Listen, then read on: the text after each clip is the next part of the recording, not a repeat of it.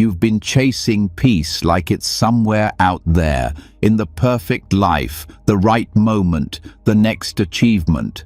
But if that were true, why do your thoughts still keep spinning? Why does your chest still feel tight when the world goes quiet? Why does now always feel like something you have to escape? The truth is, peace isn't found. It's remembered. It's always been here, underneath the noise, the stories, the pressure to be more. For thousands of years, Buddhist masters have pointed to this hidden stillness, not in temples on mountaintops, but in you, in the space between thoughts, in the breath you never noticed, in the silence you've been afraid to sit with. This isn't just another sleep audio. This is a return to the present moment, to your original calm, to the deep quiet that nothing can disturb. Tonight, as you listen, something will shift. Your body will soften, your mind will slow, and a new kind of peace will begin to rise, not from outside, but from within the silence you forgot you had. This is the beginning of a different kind of rest, one that doesn't just help you sleep, but helps you wake up, to life, to truth, to the now. Are you ready? Let's begin. Most people don't notice the moment before they act. They're too busy being pulled by thoughts, by emotion, by habit. You feel an urge, and before you even realize what's happening, you've already responded. You've said the thing, reached for the phone, raised your voice, made the decision. That's karma in motion. Not some force from a past life, but the deeply familiar pattern that repeats itself again and again in your everyday life.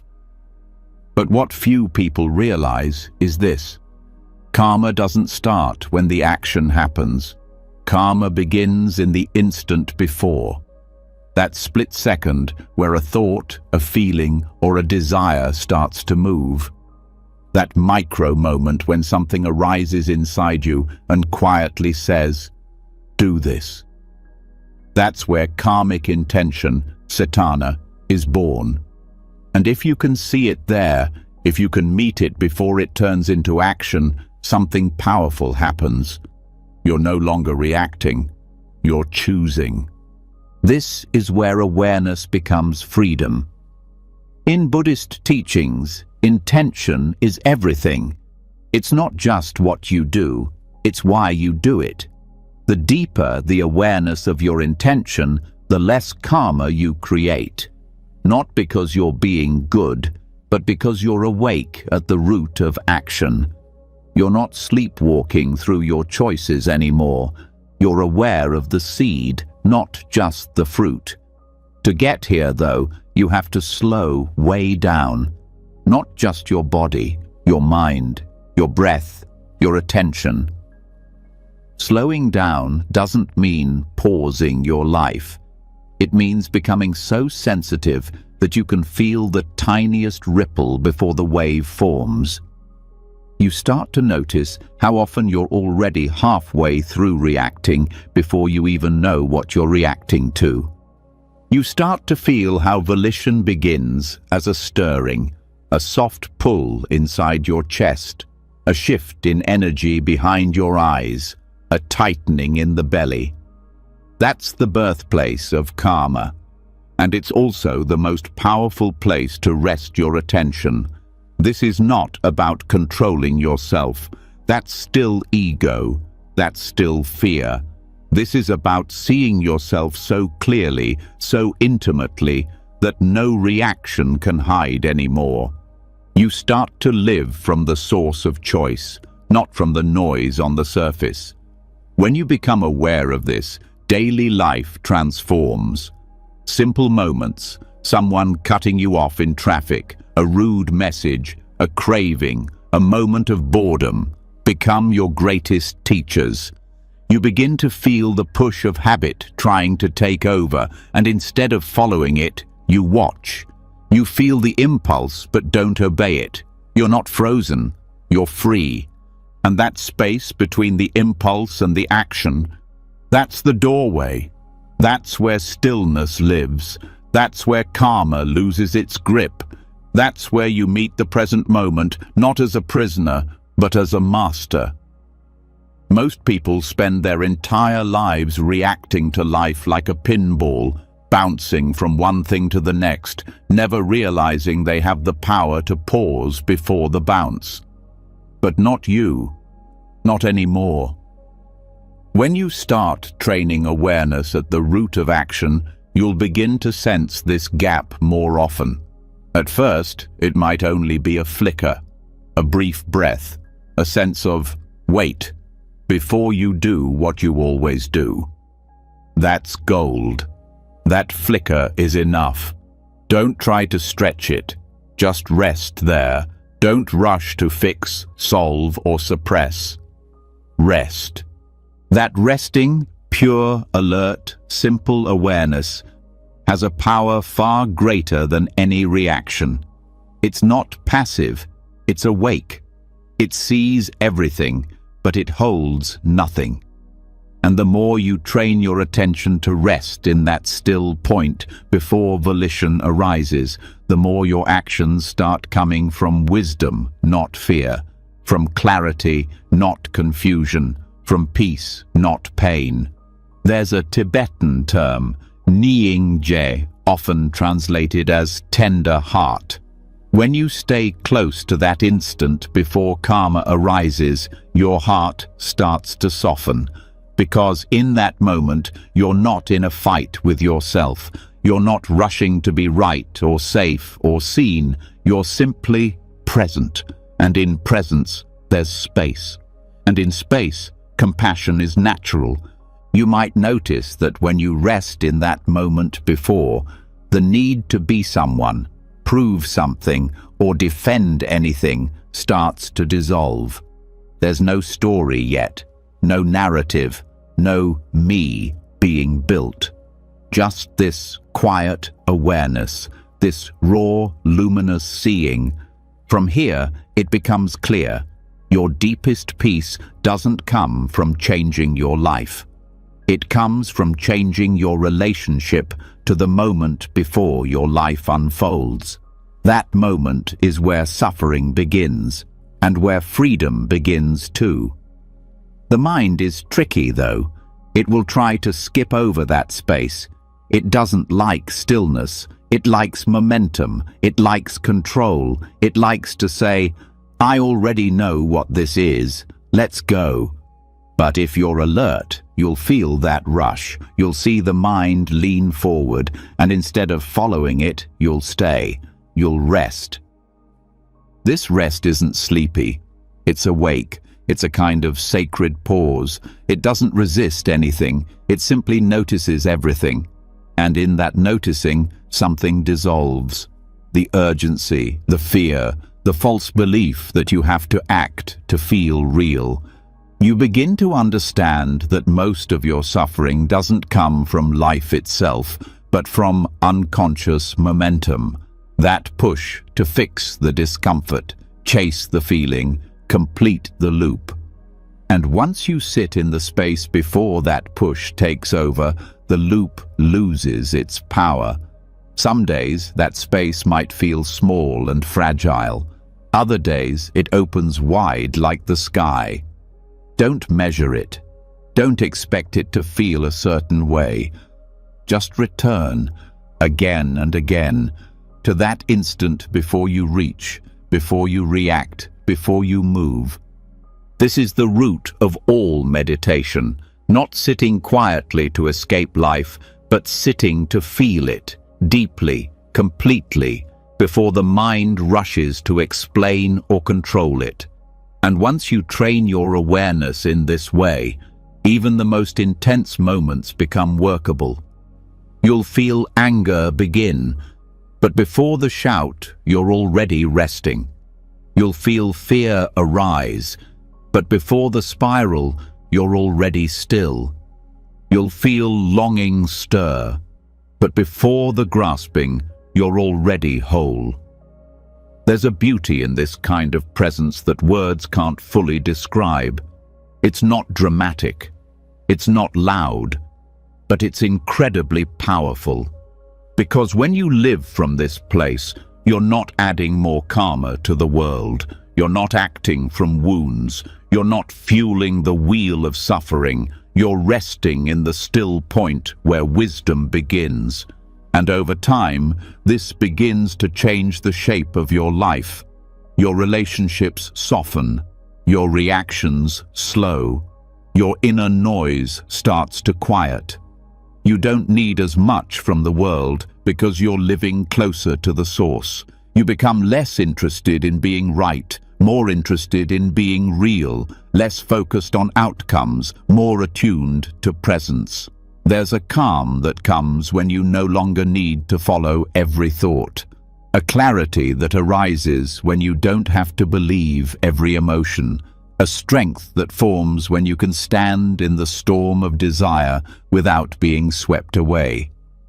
All of this starts in that split second before karma begins. That invisible instant where choice still lives in its purest form, not yet shaped by habit or fear or memory.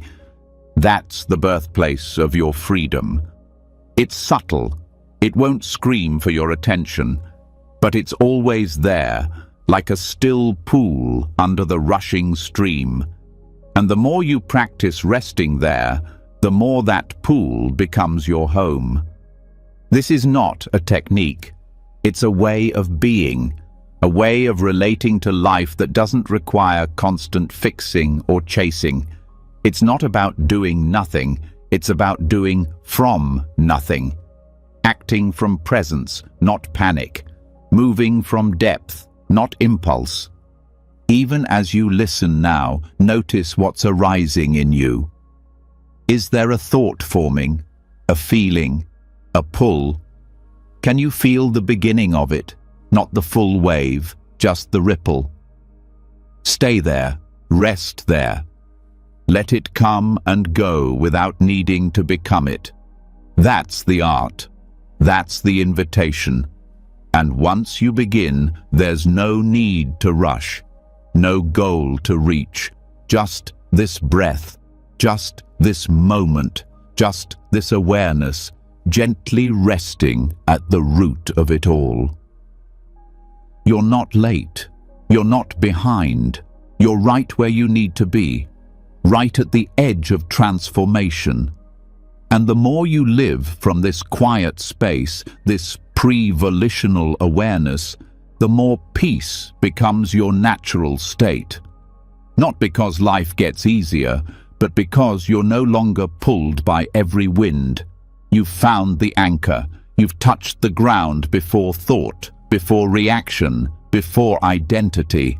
And from here, the entire path opens. Let's continue. You've touched the moment before karma. You've seen how quiet it can be. How choice begins not in words or decisions, but in a soft ripple beneath the surface. But even that stillness points to something deeper, something untouched by time, untouched by effort. Not just the pause before reaction, but the field that holds all things before they even start. The mind before thought, the knowing before the knower. It's not hidden. You've always been looking from it, not at it. And now it's time to return. The unborn mind isn't a concept. It can't be turned into a technique or described with precision. It's not a thought, a feeling, or even a silence you can capture. It's what remains when everything else disappears.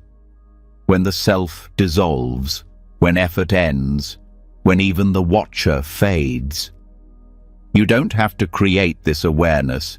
You only need to notice that it never began. It was never born, so it can't die. It's the background of every experience you've ever had, even the ones you didn't notice. Buddhist teachings call it Tathagatagarbha, Buddha nature. But don't let the word distract you. This isn't about religion or belief. It's about direct contact with the source of consciousness itself. Not the stories of the mind, not the shifting moods, not the stream of images and labels that come and go, but what allows all of that to appear. And the moment you stop trying to grasp it, you start to feel it. Not as something distant or mystical, but as the most obvious thing you've always overlooked. You've lived your whole life thinking thoughts are yours, feelings are yours, desires are yours. But have you ever stopped to question who you actually is? That thought of self, the voice in your head that claims ownership of everything. It's just another appearance, another movement in the field. The mind stream flows, but the unborn mind never moves. It's still, not because it's frozen, but because it's whole, complete, without lack, without need. When you recognize this, something shifts. The fight begins to fade.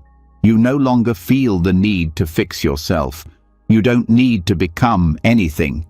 The constant search for meaning, improvement, validation, all of it starts to feel like static on a channel you no longer need to tune into. Not because you're avoiding life, but because you're beginning to experience it as it is, before interpretation touches it. Pure presence, clear seeing. This isn't dissociation. It's the opposite. You're more connected, not less. But you're no longer caught in the sticky web of personal identity. You see thoughts arise and pass.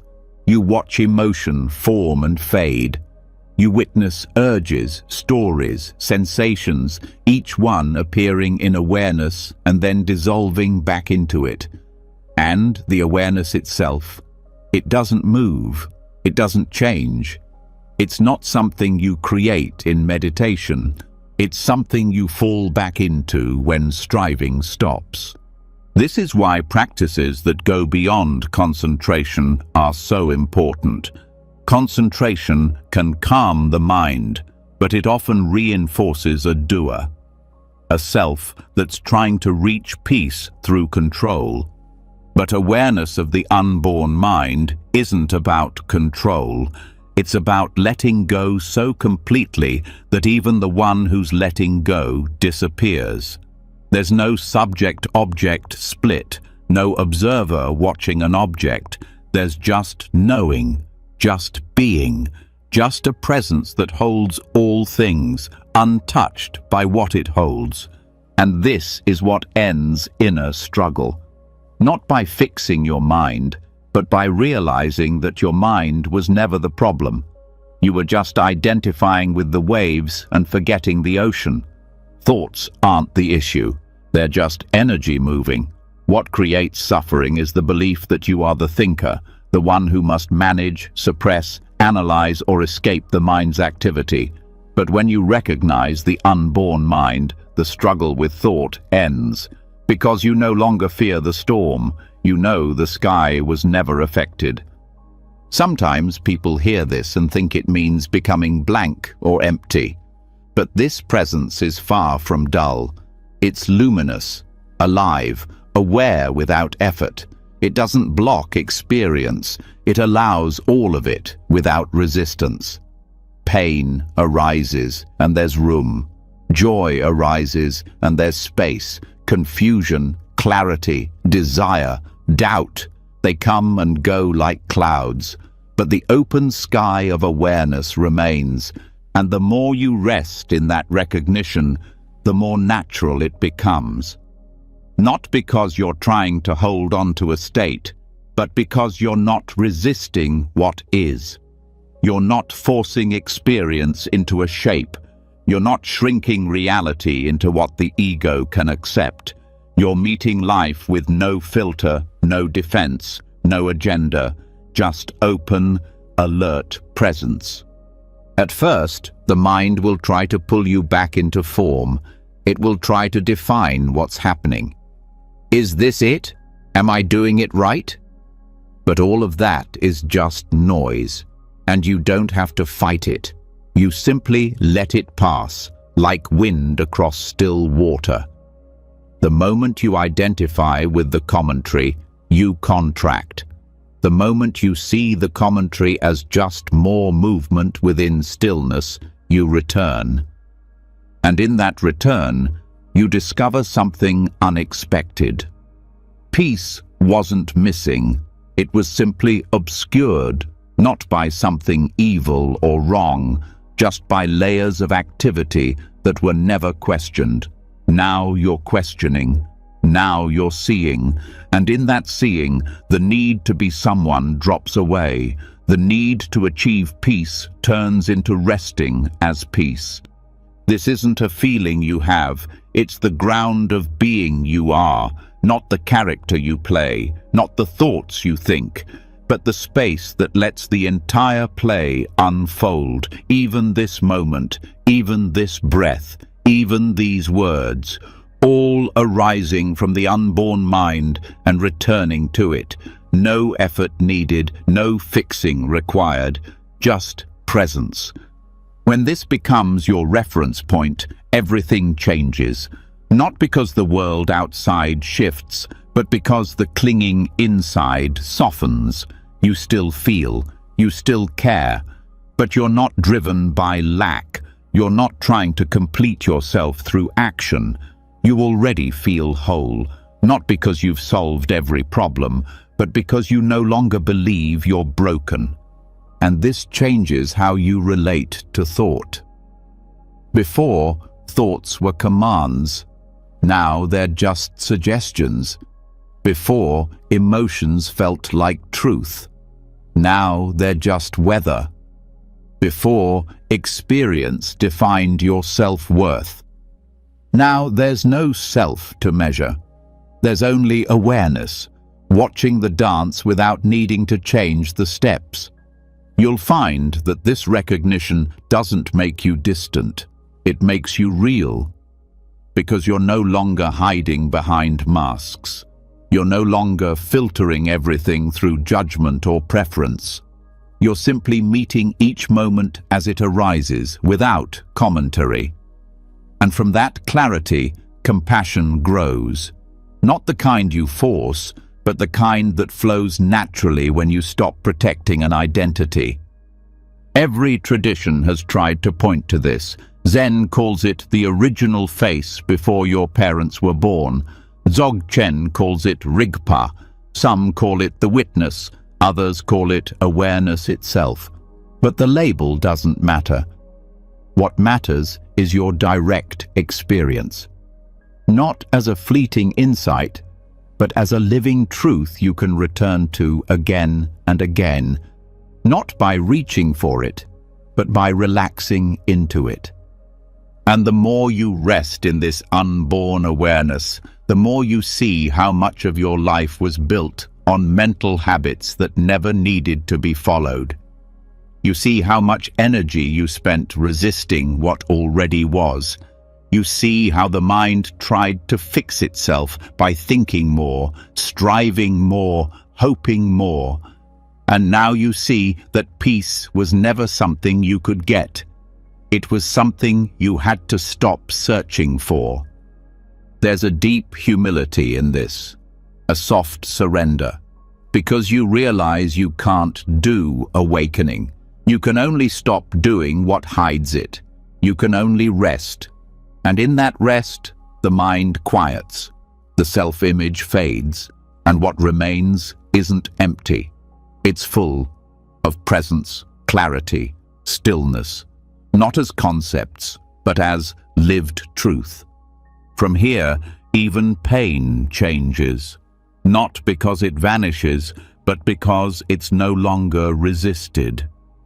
Suffering loses its edge when it's met with awareness, not because you rise above it, but because you fall into the ground that holds it all. Even death loses its weight here, because you're no longer identified with what can end. You've tasted what was never born, and what was never born can never die. This doesn't mean you walk around in a trance.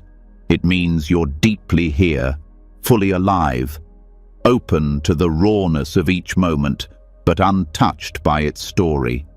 You laugh more, you cry more, but you don't cling, and you don't turn away. You're simply present, and presence is the most healing thing there is. So now, as you rest, feel into this, not with thought, not with effort. Just let awareness be aware. No object, no subject, no goal. Let it notice itself, not as a thing, but as the space where everything appears. Stay here, not by holding, but by not moving away. This is the unborn mind. This is the end of struggle. This is the beginning of peace.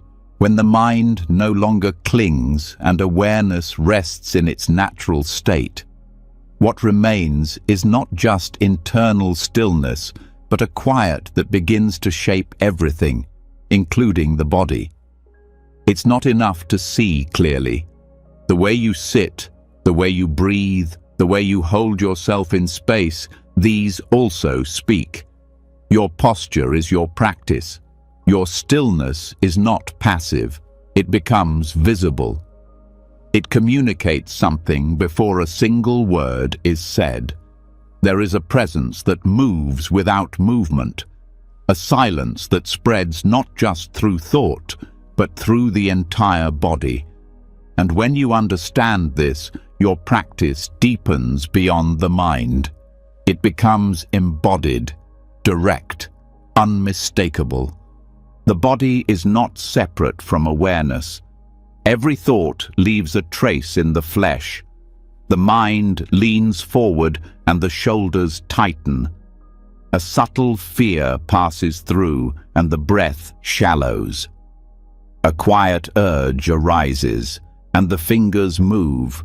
Even if you don't notice, the body reacts faster than the conscious mind, but it can also become the doorway back, because before you think, you move. And if you train attention to catch the motion before it builds, you begin to anchor your stillness not just in insight, but in form. There's a discipline in stillness, not the kind that suppresses, but the kind that listens deeply. Sitting without shifting, hands resting without tension, breath flowing without grasping. This is a language of presence. It's not frozen, it's fully alive. But it does not chase, it does not flinch. This is what the ancient teachers meant by mudra, not just a hand shape, but a container for consciousness, a gesture that holds a frequency of attention. You might think of a mudra as symbolic, but it's more than symbol. It's structure. It's what happens when you let the body speak truth without distortion. Not through performance, but through quiet precision. The way you place your hands in your lap, the way your spine rises, not from pride, but from alignment with what is. The way your eyes soften, not drifting, but rooted in presence. Each part of the body becomes a mirror for still awareness, and that mirror reflects not effort, but absence. This absence is not nothingness. It's the absence of struggle, the absence of reactivity, the absence of reaching. And the body, when practiced in this stillness, begins to remember what it is without tension. You sit, and something old drops away. You stop adjusting for comfort, and the discomfort dissolves. Not because the pain goes away, but because the story around it fades. You are no longer reacting to sensation. You are simply allowing it. You do not collapse. You do not resist. You rest in form without clinging to form. This is non-doing. In daily life, the impulse to act comes with subtle shifts, fingers twitching, shoulders leaning forward, breath changing pace. When you begin to notice these shifts, you see how often you are preparing to react even before thought arises. But you can stop here. You can pause in the body. You can stay in the posture of stillness. And in doing so, you reverse the current. Instead of reinforcing habit, you begin dissolving it through non-participation. This non-doing is not the same as laziness. It's not escape. It's full participation in the present without adding anything. The body becomes a grounded field where urges can rise and pass without being acted upon. And each time you resist the temptation to adjust, to explain, to flinch, you build a deeper relationship with equanimity. You learn that not every feeling requires a gesture. Not every discomfort needs a solution. Some things simply need to be witnessed, fully, without movement. Traditional Buddhist postures are not arbitrary. The crossed legs, the upright spine, the still hands, these are not just aesthetic. They are refined over centuries to support this kind of deep resting. But even if you are lying down, standing, or walking, you can bring this same awareness. It's not about the position itself, it's about the intention, the choice to let the body become still enough for the mind to reflect its clarity. And in this stillness, the boundaries between mind and body start to dissolve. Movement can return, of course. This isn't about becoming a statue. Life requires movement. But when movement arises from stillness, it carries a different energy. It is not compulsive. It is not anxious. It is simple, direct, whole. You raise your hand to scratch, and it's just that, a movement. No commentary, no justification. You shift your weight, not because you're restless, but because the moment called for it. This kind of movement is free. It doesn't disturb the silence. It emerges from it. To train in this way, bring awareness to the micro gestures throughout your day. The way your fingers tap the table while waiting. The way your feet shift when discomfort rises. The way you reach for your phone without really needing it. Start noticing these, not to judge, but to understand. Every unconscious gesture is a message. It says, I don't want to be here. I want to be somewhere else. And when you notice it, you have a choice. You can stop. You can breathe. You can return. In this return, you learn something about your nervous system. That it doesn't need to be on alert all the time. That safety isn't found in constant motion. That calm can be practiced through posture alone. The way you sit becomes the way you live. Rooted, balanced, responsive, but not reactive. This is not abstract philosophy. This is real. It's physical. It's tangible. The body is not a burden on the path. It is the path. And the more you include it, the more complete your presence becomes. Over time, this awareness becomes second nature. You don't have to think about it, you feel it. The body begins to align naturally with the space of stillness. You find yourself sitting a little taller, not to look proper, but because gravity feels more honest when you're not resisting. You breathe more deeply, not to relax, but because the breath has room. You move less, but experience more. Each moment becomes fuller, not because you're doing more, but because you're present in what is. Some teachings refer to this as the mudra of absence, not because you're absent, but because the unnecessary effort has left. What remains is clean, whole. This is a kind of sacred simplicity. Nothing added, nothing removed. Just this body, just this breath, just this now. Even pain, even discomfort, even desire, all of it held gently in a body that does not need to act it out. This stillness doesn't mean your life becomes dull. It means it becomes clear. Reactions no longer own you. You are no longer caught in unconscious loops of motion. Your hands no longer speak fear. Your shoulders no longer echo worry. Your breath no longer tells the story of control. Your body becomes the proof of your awareness, not because it's perfect, but because it reflects presence. Even in sleep, the body carries the imprint of your attention. The way you lay down, the way your breath settles, the way your limbs find rest, it all speaks.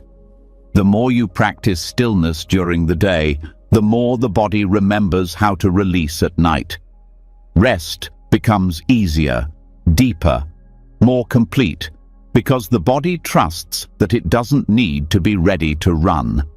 The nervous system unwinds not through effort, but through permission, through safety born from presence. This kind of trust can't be faked. It comes only when you stop negotiating with discomfort, when you stop asking the body to feel different before you allow stillness, when you stop adjusting your posture every time something stirs. The body begins to feel that it is allowed to stay, that it is safe to settle. And from that place, a very deep kind of peace begins to grow, not a fragile calm that disappears with tension, but a durable, embodied peace that includes tension without collapsing into it. This practice is not about holding one posture forever.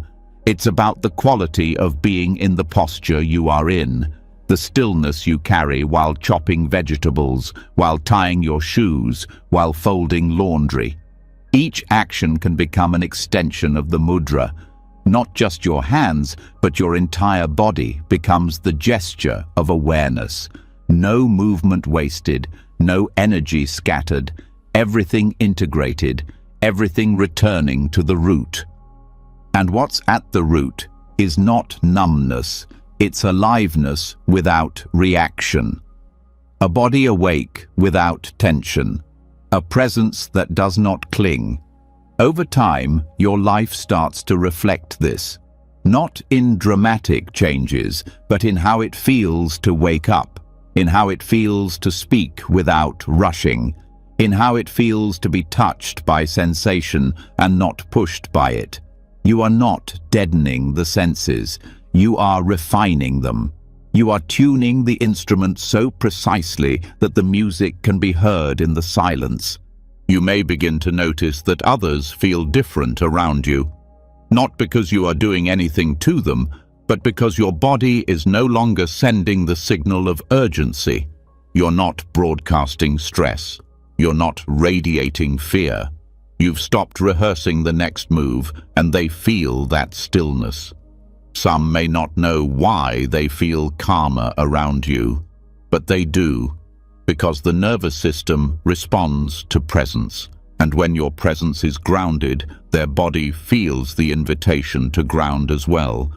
This is what it means to embody the practice, to let your stillness speak louder than your words, to let your posture remind others that peace is possible even in the middle of chaos, even in the middle of a crowded room. You don't have to teach it, you don't have to explain it. You are it, and that's more than enough. So let the body rest, let the hands settle, let the shoulders drop, let the breath come and go like the tide. Do nothing, not out of laziness, but out of deep listening. Hold the posture of peace, not as performance, but as truth. Let your form carry the stillness your mind has remembered. Let your presence teach without words.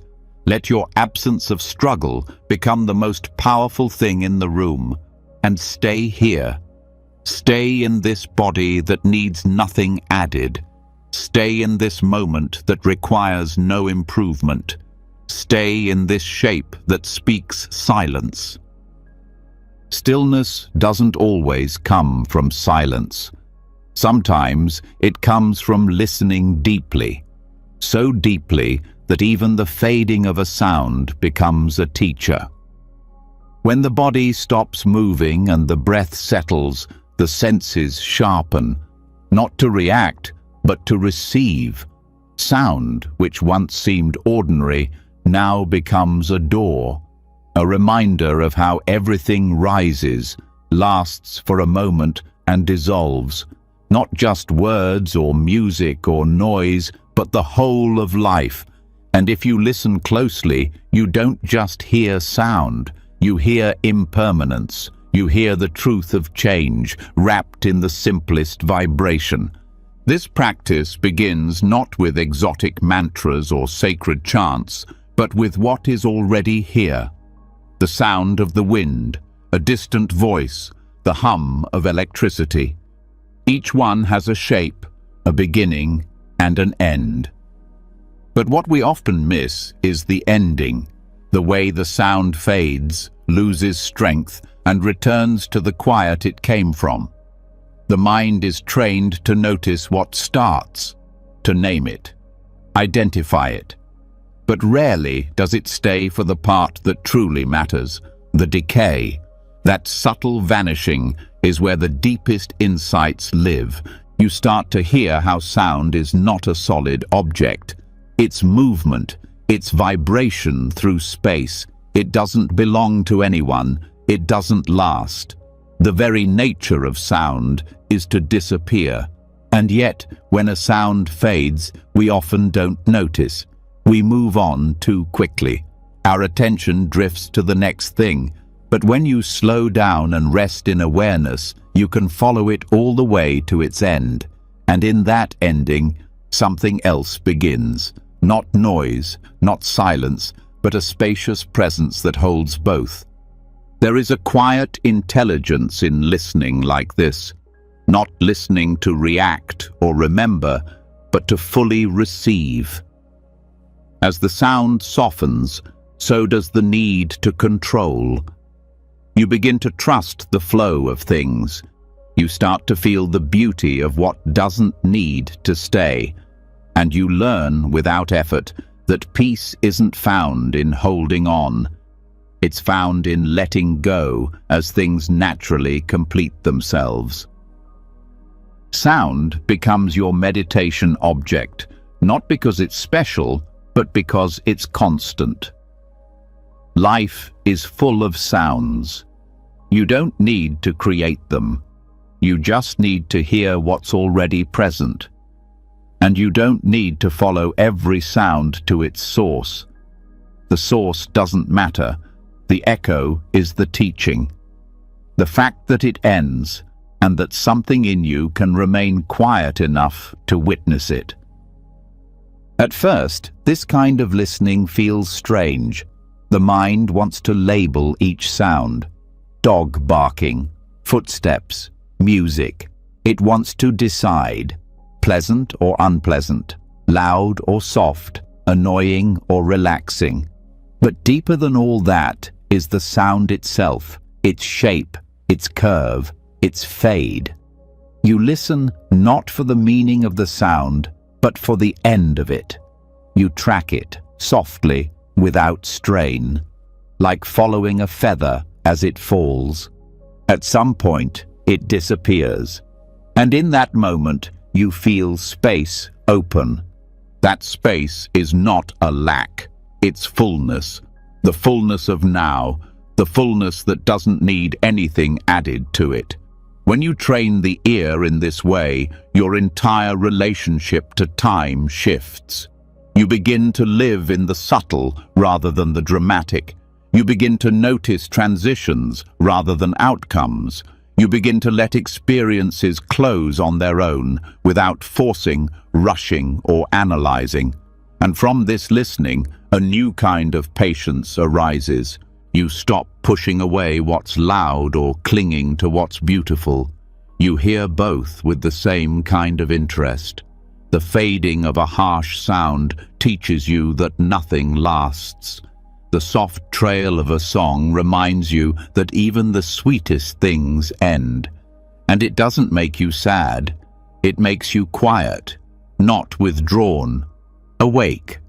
Listening becomes the way you stay close to change without resisting it. Even in conversation, you notice the difference. You're no longer waiting to speak. You're listening for what's not being said. The tone, the break, the pause between words. These spaces carry truth. They reveal more than the surface. They show you where attention lives. And when you listen with your whole body, not just your ears, the person speaking feels seen, not just heard. This is presence. This is what it means to listen beyond noise. Sounds aren't obstacles to meditation, they are part of it. When you stop treating the world's soundscape as distraction, everything becomes practice. The clink of a cup, the creak of a door, a child's laugh, a distant siren.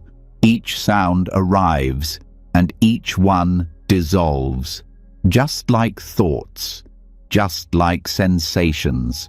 And in tracking that disappearance, your awareness stays grounded in reality, not in concepts, but in actual experience. This is where non-reactivity deepens, because when you truly hear how nothing stays, the urge to fight life softens. You stop building your identity around what you hear. You stop telling stories about what sounds mean about you. You just hear them, let them pass, let them teach, let them leave. And the more you listen in this way, the more your sense of self becomes transparent. You no longer need to insert yourself into every moment. You begin to hear the world without becoming the center of it. And strangely, this makes you feel more connected, not less.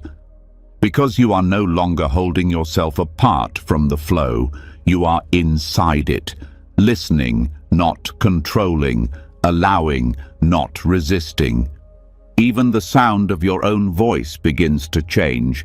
You hear the tension in your words, the tone that carries your mood, the rhythm of your breath between sentences, and you start to soften. You speak more slowly, more clearly, with less need to fill the space. You speak from quiet, not from noise. And when you're silent, it's not uncomfortable.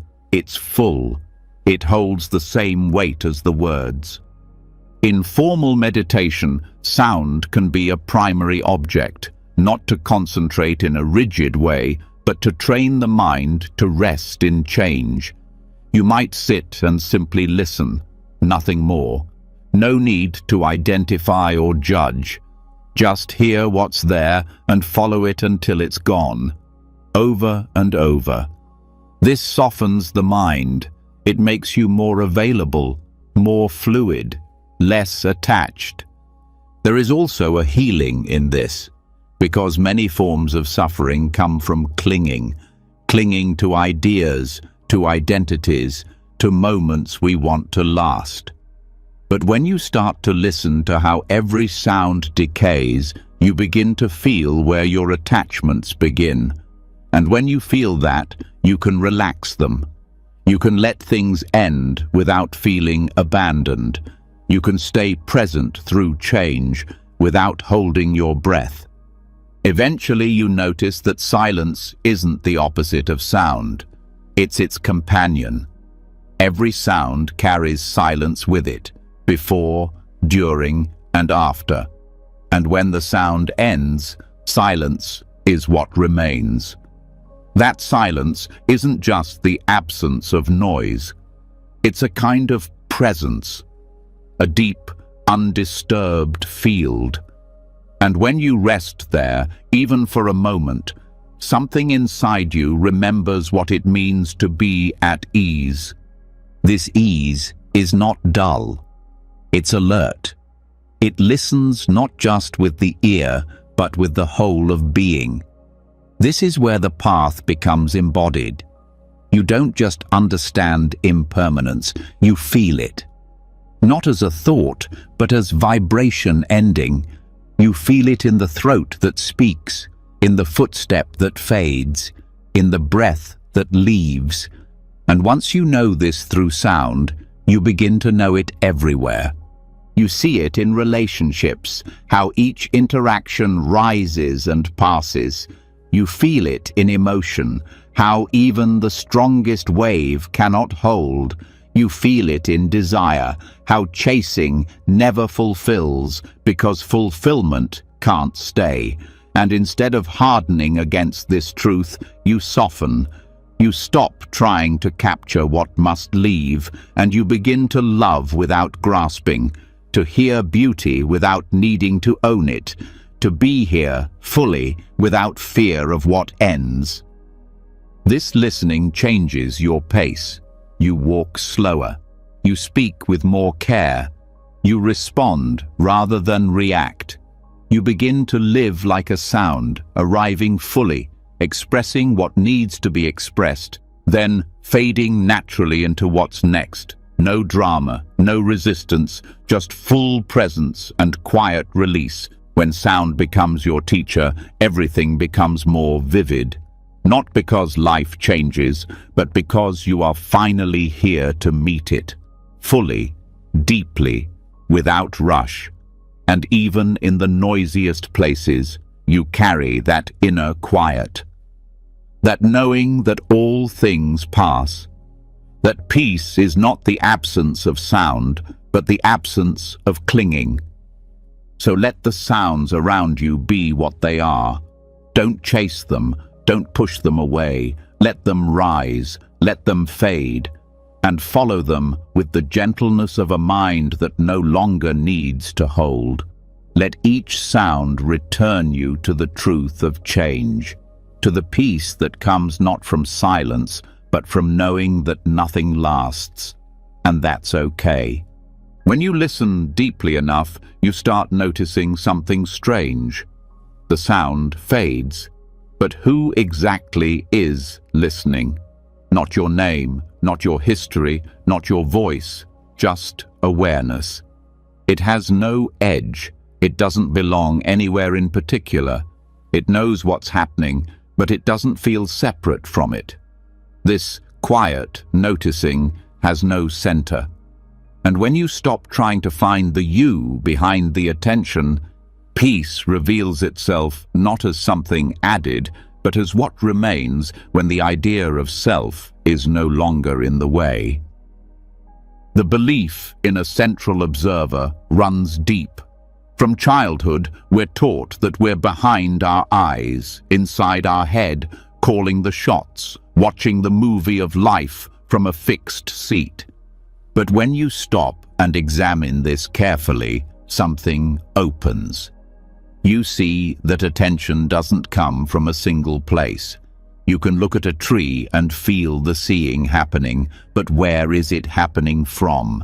Is it behind your forehead, in the eyes, in the chest? As you investigate, the harder you search for the source, the more you realize it isn't there. You feel thoughts arise. You feel sensations shift. But the you that was supposed to be experiencing it all is nowhere to be found. It's not in the body, not in the thoughts, not even in the awareness itself. What we call me is a habit of perspective, a mental reference point that's been repeated so often it seems real. But the actual experience of awareness has no fixed center. It's wide, open, and clear. It includes everything and resists nothing. This realization doesn't come from thinking about it. It comes from looking directly. Each time you turn your attention toward the sense of I, you find an empty space, Not blank, not void, but free. You were never the one behind the controls. You were the field in which everything appeared. Thoughts, emotions, sounds, sensations, and that field never claimed ownership of any of it. It just noticed, silently, without effort. The experience of dissolving this center is not disorienting. It's grounding in a different way. It relieves you from the tension of constantly being someone. You feel the softening in the eyes, in the chest, in the breath. The tight focus of identity relaxes. There's no need to hold your shape. Awareness doesn't disappear, it expands. It loses the hard edges of self-reference and becomes less personal, more inclusive. The world is no longer something outside of you. It's just here, happening, unfolding, known without separation.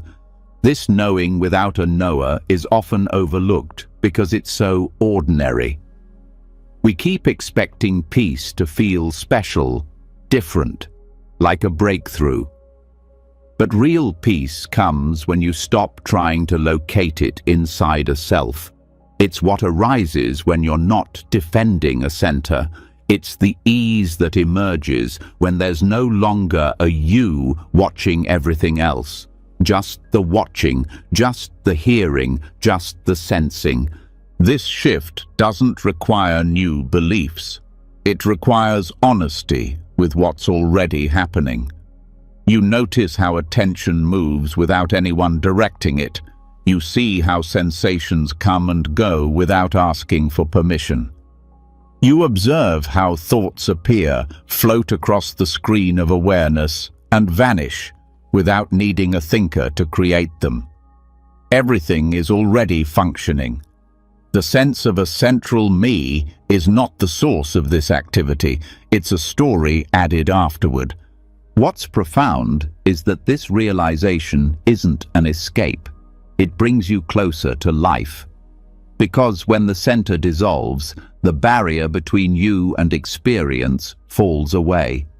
There's less filtering, less grasping. Emotions still arise, but they don't define anything. Fear is felt, but it's not my fear. Joy comes, but it doesn't need to be held.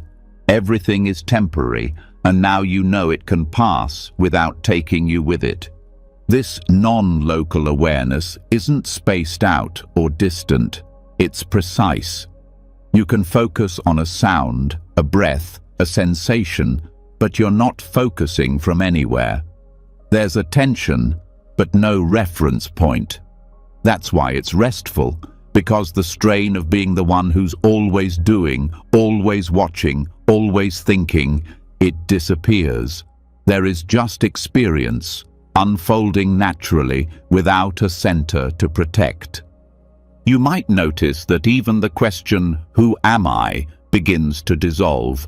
It doesn't need an answer anymore, not because the answer is hidden, but because the question itself assumes there's someone to find.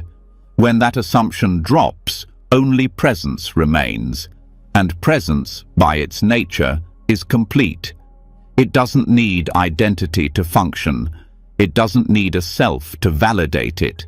It knows itself by being.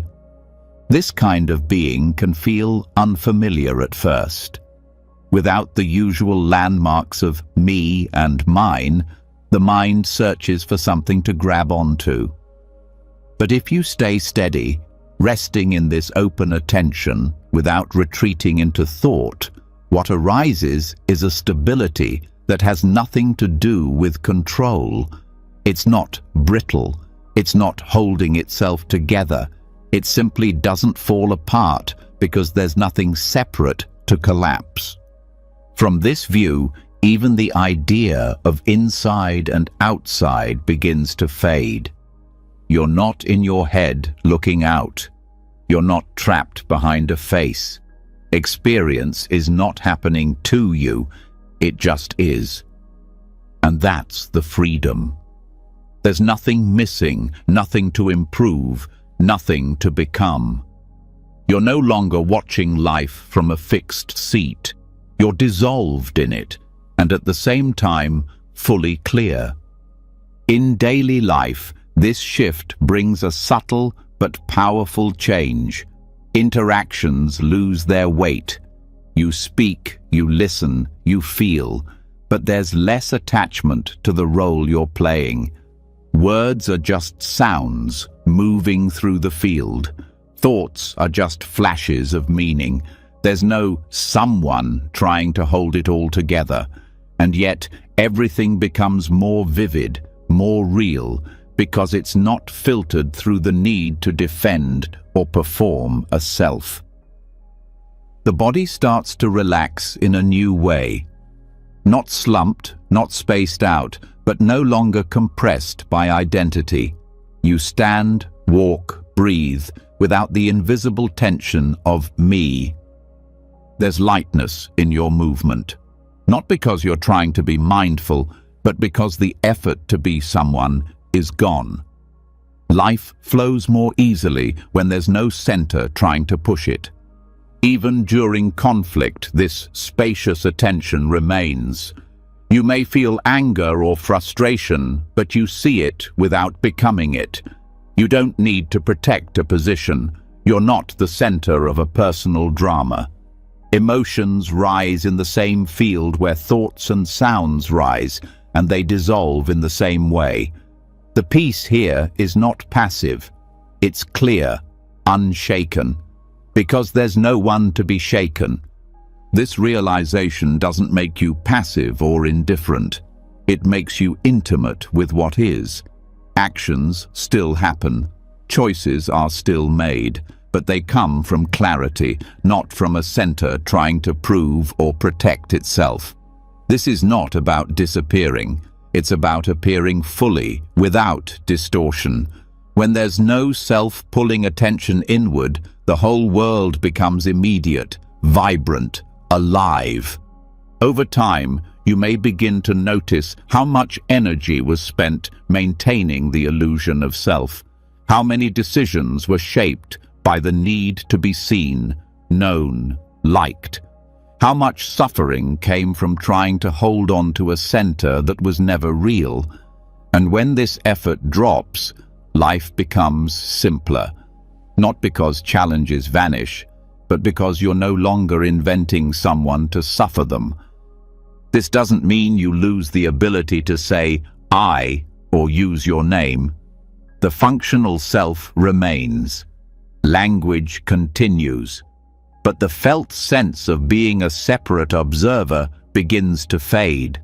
What's left is freedom, not because you've escaped life, but because you're finally not resisting it.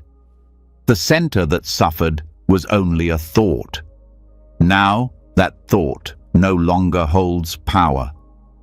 Even when you close your eyes and rest in awareness, you may start to see how wide it is. There's no boundary, no limit, and within it, everything is allowed. Sounds, thoughts, sensations, memories, they all appear and disappear, and none of them require you to be someone. You are not the voice narrating. You are the openness where the narration happens. This openness becomes your new ground, not fixed, not static, but always available. It doesn't collapse when difficulty arises. It doesn't break when pain comes. It simply holds it all. And you realize that peace was never something you needed to build. You just had to stop building a center that blocked it. So now you rest. Not as someone, not from somewhere. Just rest. Attention without location. Awareness without owner. Being without boundary. That's all. And that's enough. When the search for a center dissolves, something unexpected is left behind. There's no one to protect, no one to elevate, just presence. And yet, almost instantly, the old habit begins to whisper again. Now that you're aware, Now that you've seen through the illusion, it's time to be better. This voice is soft but persistent. It speaks the language of self-improvement, of higher versions of the self, of cleaner, more spiritual versions of identity. And if you don't see it clearly, it will pull you back into the same suffering, dressed in different clothes. This is where the mind tries to upgrade itself endlessly.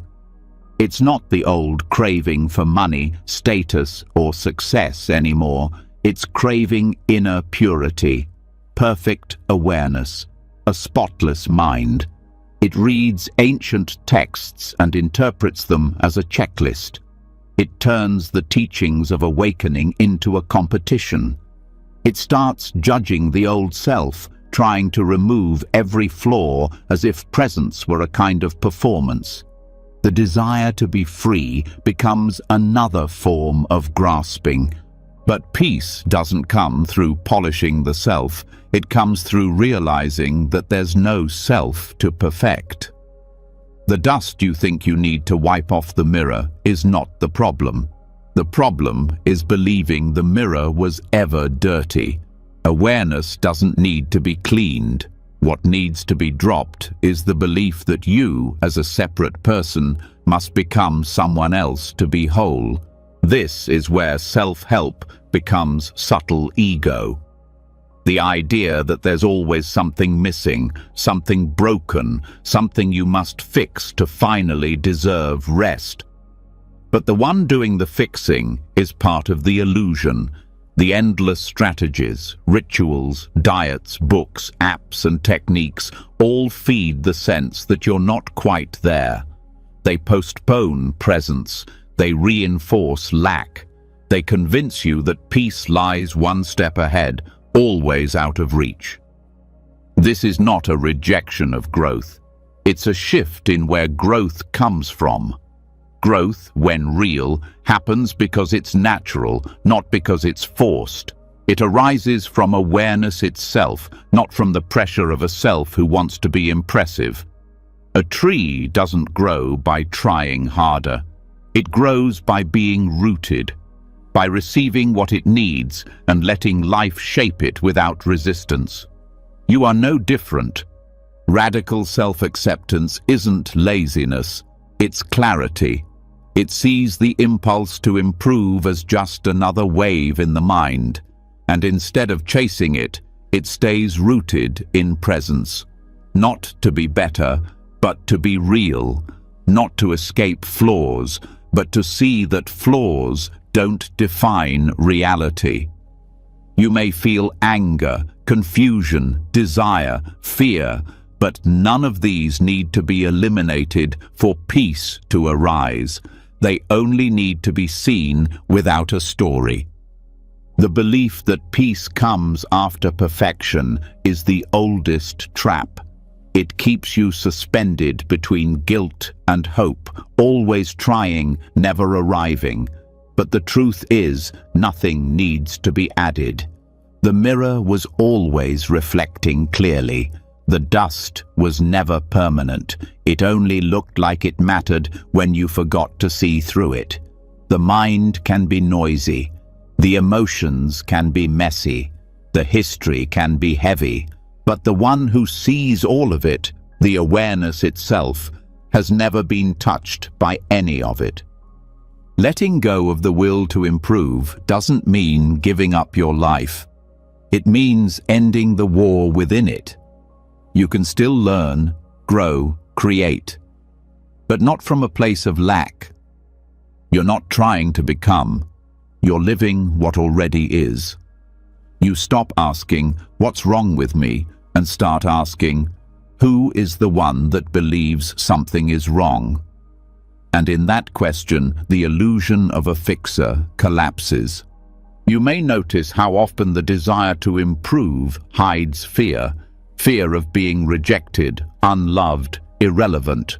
The spiritual ego learns to cover this fear with a layer of language, mindfulness, alignment, elevation. But underneath, the same tightness remains. the same inability to rest. Because as long as you believe there's a final version of you out there, you will never be still. You will never let this moment be enough. The teachings point to something very different. They say, this right now is complete.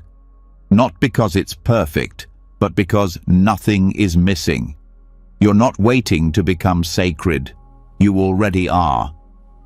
The practice is not to become more spiritual. The practice is to stop believing you are apart from what you seek. Presence includes everything, even your confusion, even your need to improve.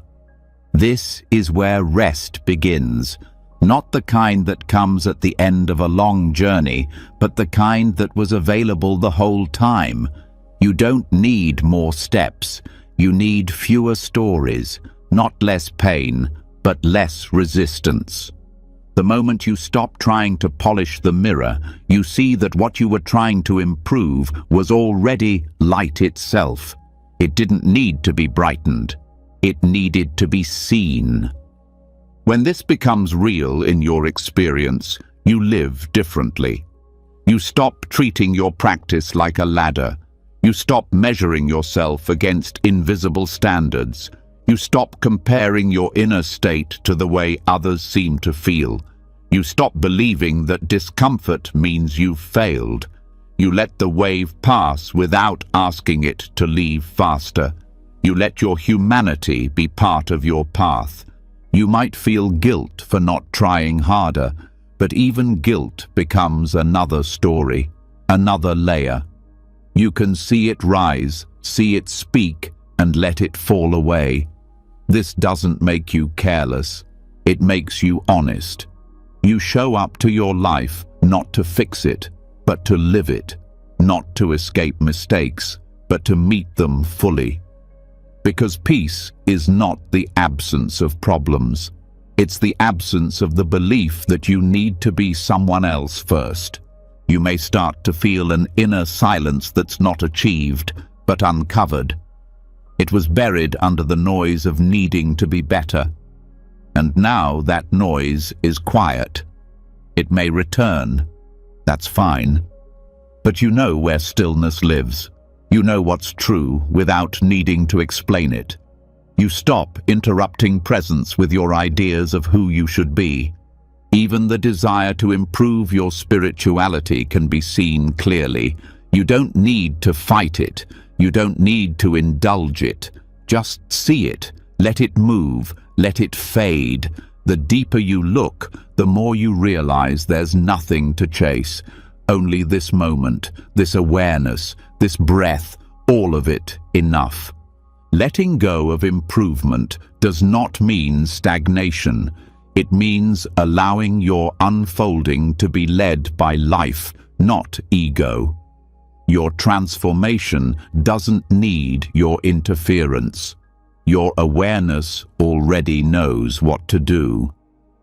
You are not the sculptor of your awakening. You are the space in which awakening happens, gently, in its own rhythm.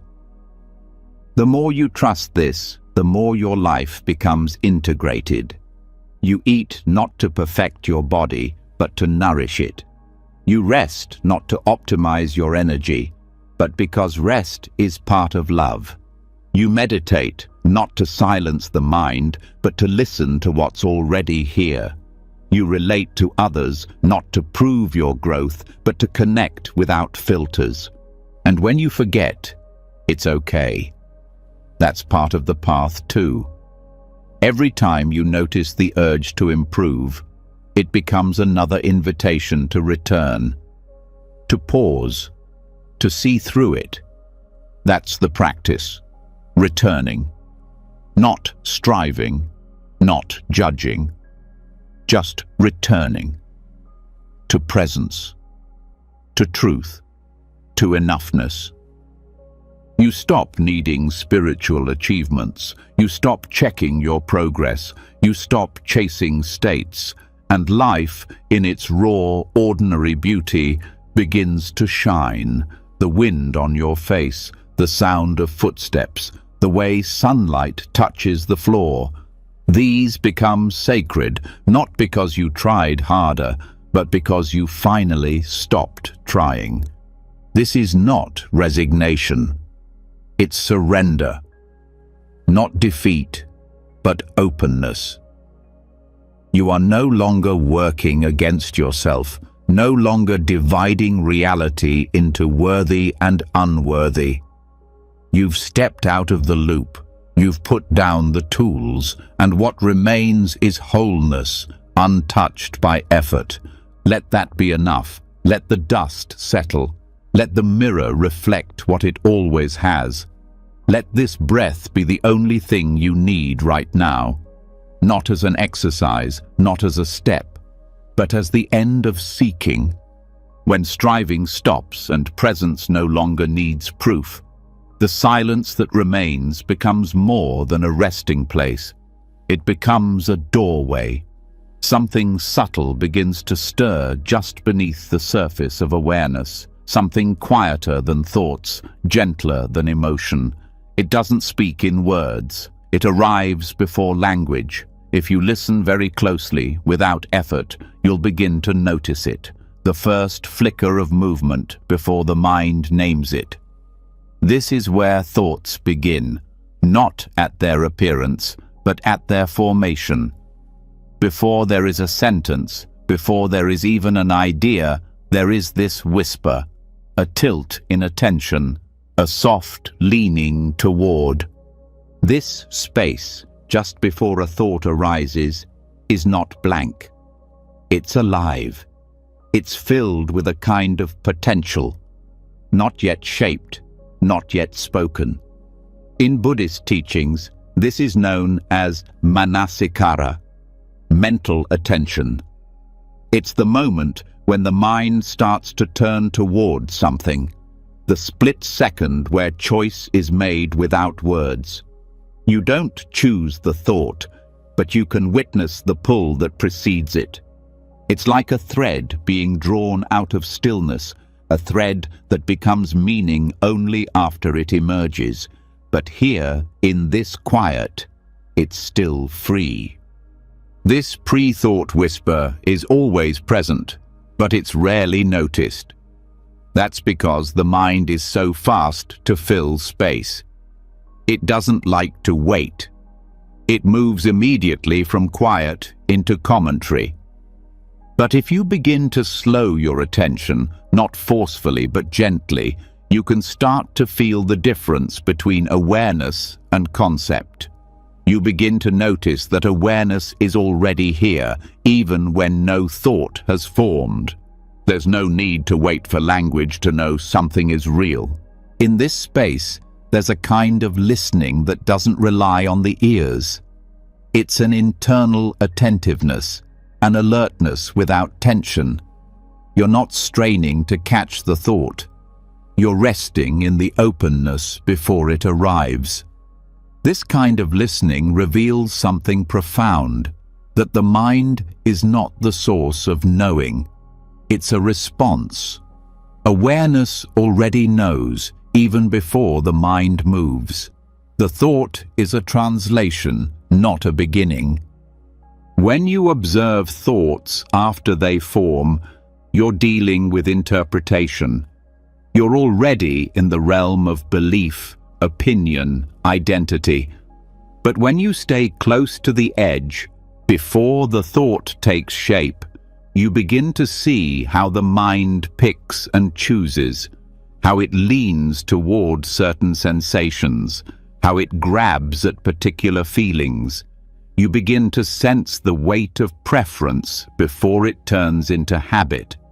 And the more you rest here, the more clearly you see that nothing needs to be followed. Thoughts don't need to be stopped. They need to be seen early. When seen before they mature into stories, they lose their pull. They pass like birds across an open sky, noticed but not clung to. And from this place, you begin to feel a deeper stillness, one that includes motion without being disturbed by it. To stay with the pre-thought whisper is to become deeply intimate with your own mind, not the content, but the movement. You feel how attention shifts slightly before engagement. You notice how desire begins as a flicker, not a full emotion, how distraction starts with a tilt, not a decision, and instead of being pulled into the momentum, you remain where it all begins. This is not about control, it's about intimacy. Control stiffens attention, it creates resistance. But intimacy is soft. It listens. It doesn't push thought away, it simply meets it before it speaks. And in that meeting, the need to follow disappears. The thought may still arise, but now it's transparent. You see its shape, its flavor, its echo. And because you're not identified with it, you're not bound by it. Manasikara reveals how attention chooses. You begin to notice that what you look at becomes your world. If the attention moves toward worry, the mind fills with scenarios. If it turns toward judgment, a story of separation forms. But when attention stays grounded in awareness, those movements slow. They lose their urgency. You realize you don't have to go with them. You can stay. In that staying, you begin to feel thought not as words, but as energy, a ripple, a movement that hasn't yet found form. You feel how quickly the mind tries to convert that movement into language, and when you don't follow, the energy dissolves. This dissolving is not suppression, it's freedom. The thought that never becomes thought has no weight, no karma, no consequence. It returns to stillness without disturbance. This space before language is not empty. It's peaceful. It holds everything, quietly. You're not dull here. You're fully awake. But there is no hurry to define anything. You stop asking what you think. You stop trying to shape the moment with opinion. You listen with your whole being. And in that listening, the world appears new, fresh. Not because it changed, but because you stopped covering it with interpretation. As this deepens, your daily life begins to feel different. You respond slower, not because you're hesitant, but because you're no longer reacting to every mental impulse. You speak less, but your words carry more clarity. You think, but your thoughts feel lighter, more like tools than truths. There's space between stimulus and speech, between feeling and reaction. In that space, freedom lives. This kind of attention is not passive, it's precise, but it doesn't cling, it doesn't try to control, it simply sees. And that seeing is already enough. You don't have to add meaning. You don't have to explain what's arising. You just rest with it. Let it move through. Let it complete itself. Some moments will feel like nothing is happening. That's good. That's where the deepest shift occurs. In the quiet before the storm. In the silence before the song. You learn to trust this pause, to rest in it without searching for something else. And you begin to see that most suffering comes not from experience, but from the need to label experience. Even in meditation, you may notice how the mind tries to narrate your progress. This is deep. This is peaceful. This is working. But each of these thoughts pulls you away from the actual moment. You're no longer present. You're evaluating. And when you notice that, you can return, not by trying harder, but by listening again, to the space, to the whisper, to the movement that has no name yet. This listening is not a skill you develop, it's a sensitivity you uncover. It was always there, but drowned out by the noise of thinking. Now that the noise has softened, the signal becomes clear. It speaks quietly. It doesn't shout. That's why it's often missed. But when you stay with it, you begin to live from it. Not from concept, not from effort, but from a kind of still knowing that doesn't need to be described. This is where presence becomes natural, not a state you maintain, but a truth you stop interrupting. You don't have to chase stillness. You don't have to create peace. You only have to notice where thought begins and choose not to follow. In that choice, not made with the mind but felt in the body, you return, again and again. Thoughts will come. That's not a failure. They're not the enemy. They're just echoes of attention. The more you rest before the echo, the less you get pulled into the sound. You hear it. You feel it. But you're not it. And slowly, the identity built on thoughts begins to loosen. Not because you fought it, but because you listened before it took shape. Now your life becomes less about fixing and more about seeing, less about managing and more about meeting.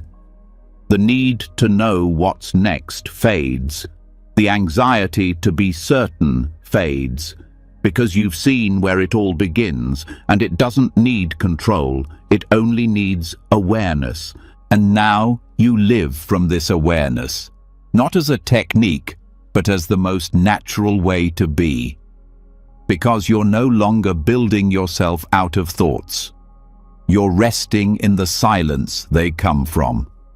You're living from the place where nothing is missing, where every word begins as a whisper, where every moment is born from stillness. As attention becomes subtle and the mind is seen before it speaks, a new kind of stillness begins to reveal itself, not through adding more awareness, but through withdrawing from the structures that keep awareness bound. It is not resistance. It is not escape. It is the quiet choice to not engage with the noise, not from fear, not from avoidance, but from clarity. This is not collapse or shutdown. This is a conscious stepping back from the story, a still, steady refusal to participate in the habitual loops that create suffering. Not because you reject life, but because you see that presence does not depend on commentary. There is a place inside you that is already untouched by the world's definitions. It is not confused by opinion or image. It doesn't need to explain itself or justify its silence. This place is not distant. It is simply free from the pull of narrative, and sometimes the path to that freedom requires stepping away from the current of interpretation altogether, not to run, but to remain unmoved, to stop weaving a self out of thoughts, to disengage without dissociating. This form of mindful dissociation is not disconnection from reality. It is a precise and deliberate unhooking from the mind's story about reality. It is what some Zen masters pointed to with impossible koans. It is the sudden crack in the logic of the ego where nothing makes sense and everything becomes clear. When the mind is no longer fed its usual roles, something deeper can be heard. A stillness not made of understanding, but of absence. To practice this, you don't leave the moment. You leave the interpretation. The mind wants to name, to react, to solve. But here you remain. You hear the voice, but you do not respond. You see the image, but you do not chase it. You allow things to be unfinished, unsorted, unexplained. And in that permission, clarity begins to grow. Not clarity of answers, but clarity of presence. A groundedness that does not depend on conclusions. When you intentionally disengage, you discover how much of your identity depends on engagement. The mind wants to be someone in every moment, to win, to defend, to argue, to compare. But when you no longer play that game, the self begins to lose its tension. You are not gone, you are simply not performing. And in that non-performance, you meet something more stable than identity. You meet the silence that watches all roles come and go. This is not spiritual bypassing. It's not pretending nothing matters. It's seeing deeply that what matters cannot be reduced to mental commentary. The truth of your being is not found in the story of your being. And to rest in that truth, you sometimes must pull attention away from everything that claims to be you. The voice in the head, the pull of emotion, the echo of memory. You see it all, and you do not cling. This kind of disengagement can feel radical at first. The mind will resist. It will say you are losing yourself, falling behind, giving up. But what you're giving up is only the strain of identification, the false tension of needing to be a thought. And as you let go, something ancient begins to settle. The nervous system slows, the chest softens, the breath deepens, not because you tried, but because you stopped holding the image. In this space, effort fades. You stop trying to be aware. You stop trying to meditate. You stop trying to be good at presence. You simply stop doing anything that reinforces the self-concept. And in that non-doing, presence reveals itself, not as something achieved, but as something uncovered. It was always here, beneath the layers of narrative you thought you needed. This practice does not deny the world. It embraces it without being owned by it. You still hear the sounds, feel the sensations, witness the thoughts. But you are no longer inside the commentary. You are no longer trapped in reaction.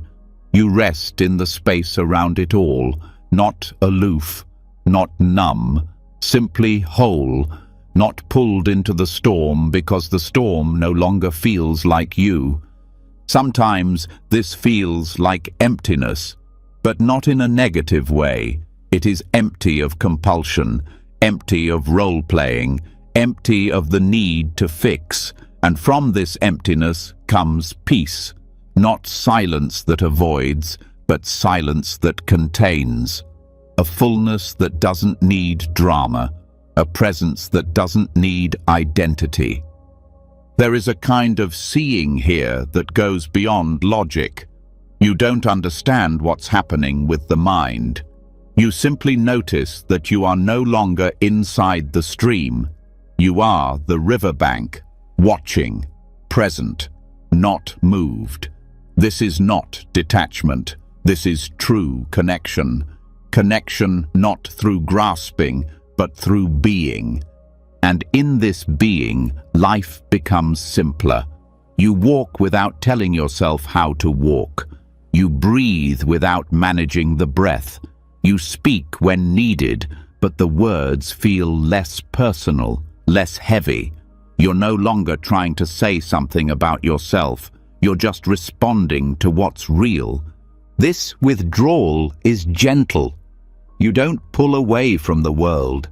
You stop feeding the filter. You stop narrating. You stop judging. You stop shaping every moment into a version of self. And in that stopping, life flows more clearly. Not louder, not brighter, just real, uncolored by expectation. You begin to see how much of your past identity was a performance, how much effort went into appearing a certain way, even to yourself. And now, none of that is needed. The mind still offers roles, scripts, masks, but you don't put them on. You don't argue with them either. You let them pass. Because you've tasted what lies beyond. the unshaped presence that needs no script. There is a deep compassion in this practice, not emotional drama, but spacious kindness. You see others wrapped in their stories, chasing themselves. You no longer need to change them. You meet them where they are because you've stopped trying to be somewhere else. And in this meeting, real connection happens, not between egos, but between beings. Even action becomes different. You act when it's time, but without tension, without the weight of proving something. You do not withdraw forever. You simply choose when to engage and from what level of being. You no longer react from the surface. You respond from depth. And this response carries a kind of power, not control, but alignment. It feels right, not because it's planned, but because it's real.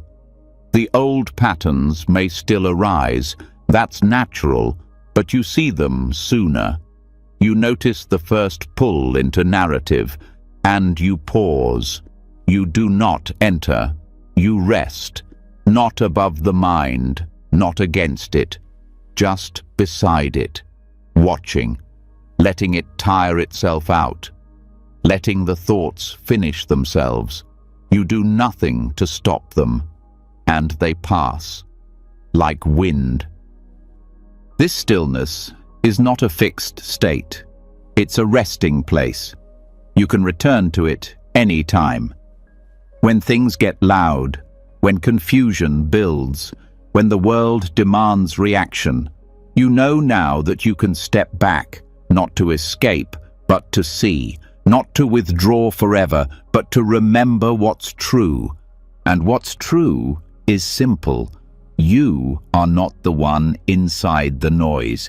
You are the one who can hear it without becoming it. You are the one who can stop feeding the self-image. You are the one who can rest in presence without needing a reason. So now, rest again. Let the world move. Let the story speak. Let it all pass by. You're not missing anything. You're not falling behind. You are simply not performing anymore. And in that non-performance, the most natural peace arises, effortless, clear, true. As you rest in the quiet that comes from no longer performing, no longer believing the thoughts that arise, a deeper sensitivity begins to return. It's not mental. It doesn't come through concepts. It moves through the body, through contact, through sensation. Attention no longer floats above experience. It comes back down, into form, into the present, not as a thought about presence, but as presence itself, felt directly through the skin, the breath, the nerves. This is not awareness as an idea. This is awareness grounded in the living field of texture. The body becomes the entry point, not because it's a separate thing to observe, but because it is part of awareness itself. When all the narratives fall away, sensation remains. The coolness of air on the cheek, the faint pressure of clothing, the weight of the body resting on the ground. These are not distractions, they are doorways. Each sensation points to what is happening right now, without a filter, without needing to be understood. You do not have to do anything to access this, only notice. And in noticing, the idea of time begins to fade. Past and future lose their weight. There is only this breath, this pulse, this contact. Touch is the most immediate way to return to the moment. It's always available. You cannot touch in the future. You cannot feel something yesterday. You can only feel what is now. That's why it's powerful, because it cannot be postponed. The texture of this moment is not conceptual. It cannot be carried by memory. It must be entered directly. And when you do, awareness stops floating above experience. It lands. In this landing, you begin to discover the body not as an object, but as a living field. You notice the warmth in your hands, the tingling in your feet, the slow rhythm of the breath as it moves in and out. You don't need to describe it. You don't need to fix it. You only stay with it, letting awareness spread, not in a rigid scan, but like water soaking into every pore. This is not control, it's intimacy. The more you stay, the more detail you feel. The textures become finer, subtler. What once felt like a single sensation reveals layers. The weight of the body has weight within it. The air has coolness that changes across your skin. Even stillness is filled with vibration. You don't need to search for meaning. You don't need to name anything. You let it arise and fade, just as it is. This is samadhi, not concentration in the narrow sense, but absorption without force. You are not holding your focus. You are resting in contact. The mind does not need to shrink its field. It opens through attention that is steady but relaxed. You are not observing the body from a distance. You are awareness, merged with the field of sensation. There is no watcher. There is only the texture of now. As this deepens, your identity begins to soften again. You are not inside the body. You are not outside it.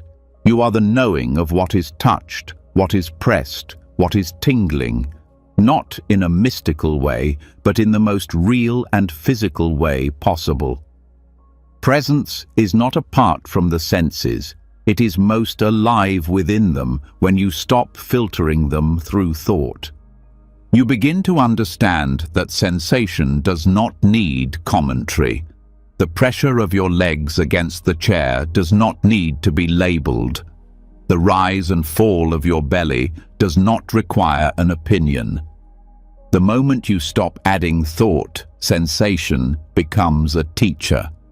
It shows you what real presence feels like, raw, open, detailed, always changing. You don't have to chase stillness. It's in the feeling of each breath, each shift, each pause. Some sensations will feel pleasant, others uncomfortable. Both are equal. Both are part of this field. You do not cling to one or avoid the other. You stay with what arises without choosing. This is the discipline of embodiment, not the discipline of control, but the discipline of allowing the full range of tactile experience without needing to escape. Over time, this transforms how you relate to your physical form. You no longer treat the body as a problem to fix or an identity to uphold. It becomes your anchor, your ground, your guide into what is most real. When thought pulls you away, you return, not by thinking differently, but by feeling directly. You place attention in your hands, your feet, your breath, and the story begins to dissolve. This doesn't mean you ignore pain. It means you meet it without adding suffering. You feel tension, but you don't resist it. You feel warmth, but you don't grasp it. Everything is met as sensation, not as a statement about who you are. The body becomes transparent, not invisible, but open. There is sensation, but no claimer. Movement, but no mover. Just this unfolding. Even in moments of emotional heaviness, the tactile field remains. Grief has a temperature. Anxiety has a texture. Joy has a rhythm.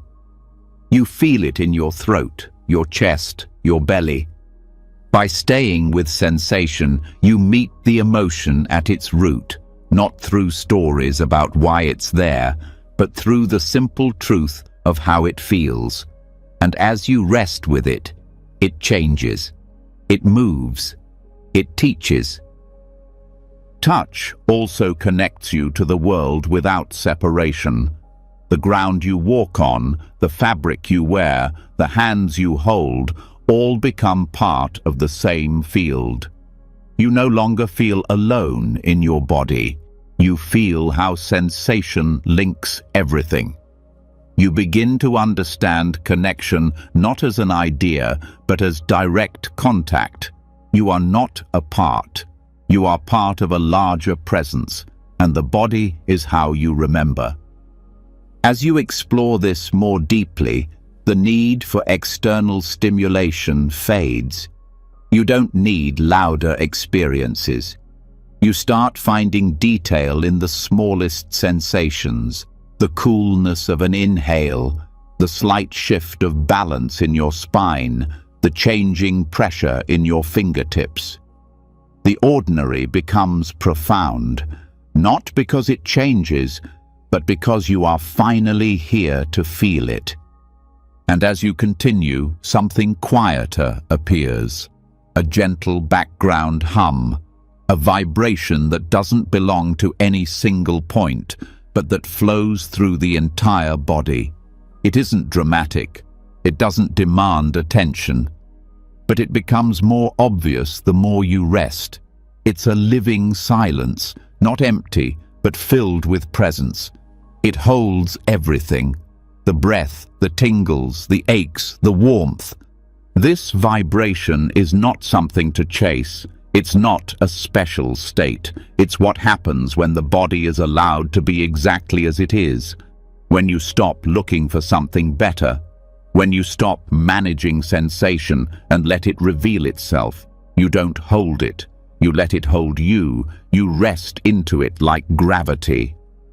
And awareness settles, not on top of the body, but within it. From here, life becomes less mental and more immediate. You respond to the world from what you feel, not from what you assume. You speak from groundedness. You act from contact. You're not acting out thoughts. You're living from sensation. And it carries a kind of truth that thought cannot produce. Touch teaches you that awareness is not elsewhere. It's not a concept to understand. It's in the direct experience of what is. It's the feeling of your breath brushing against your nostrils, the gentle pulsing behind your eyes, the shifting weight in your feet.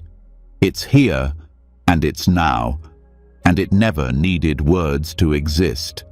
So you stay, not because it's a rule, because it's natural, because each time you return to sensation, you remember what the mind forgets, that life is not an idea. It's felt, and in feeling, you return not just to your body, but to presence itself, complete, immediate, whole. As you rest more deeply in sensation, the need for stories fades. Attention settles into the immediacy of what is felt, what is here. You are no longer building identity out of thoughts. There's less pressure to understand, less need to remember. You begin to sense a deeper kind of freedom, the kind that doesn't come from knowing more, but from holding less. And this leads to a truth few are ready to face. The real weight we carry is not just the past itself, but our constant remembering of it. The memory of who we've been becomes a prison for who we are now. Letting go is not just about the future. It's about stepping out of the storyline of the self. The mind returns to memory often, not because it needs to, but because it doesn't know how to stop. It reviews, repeats, replays.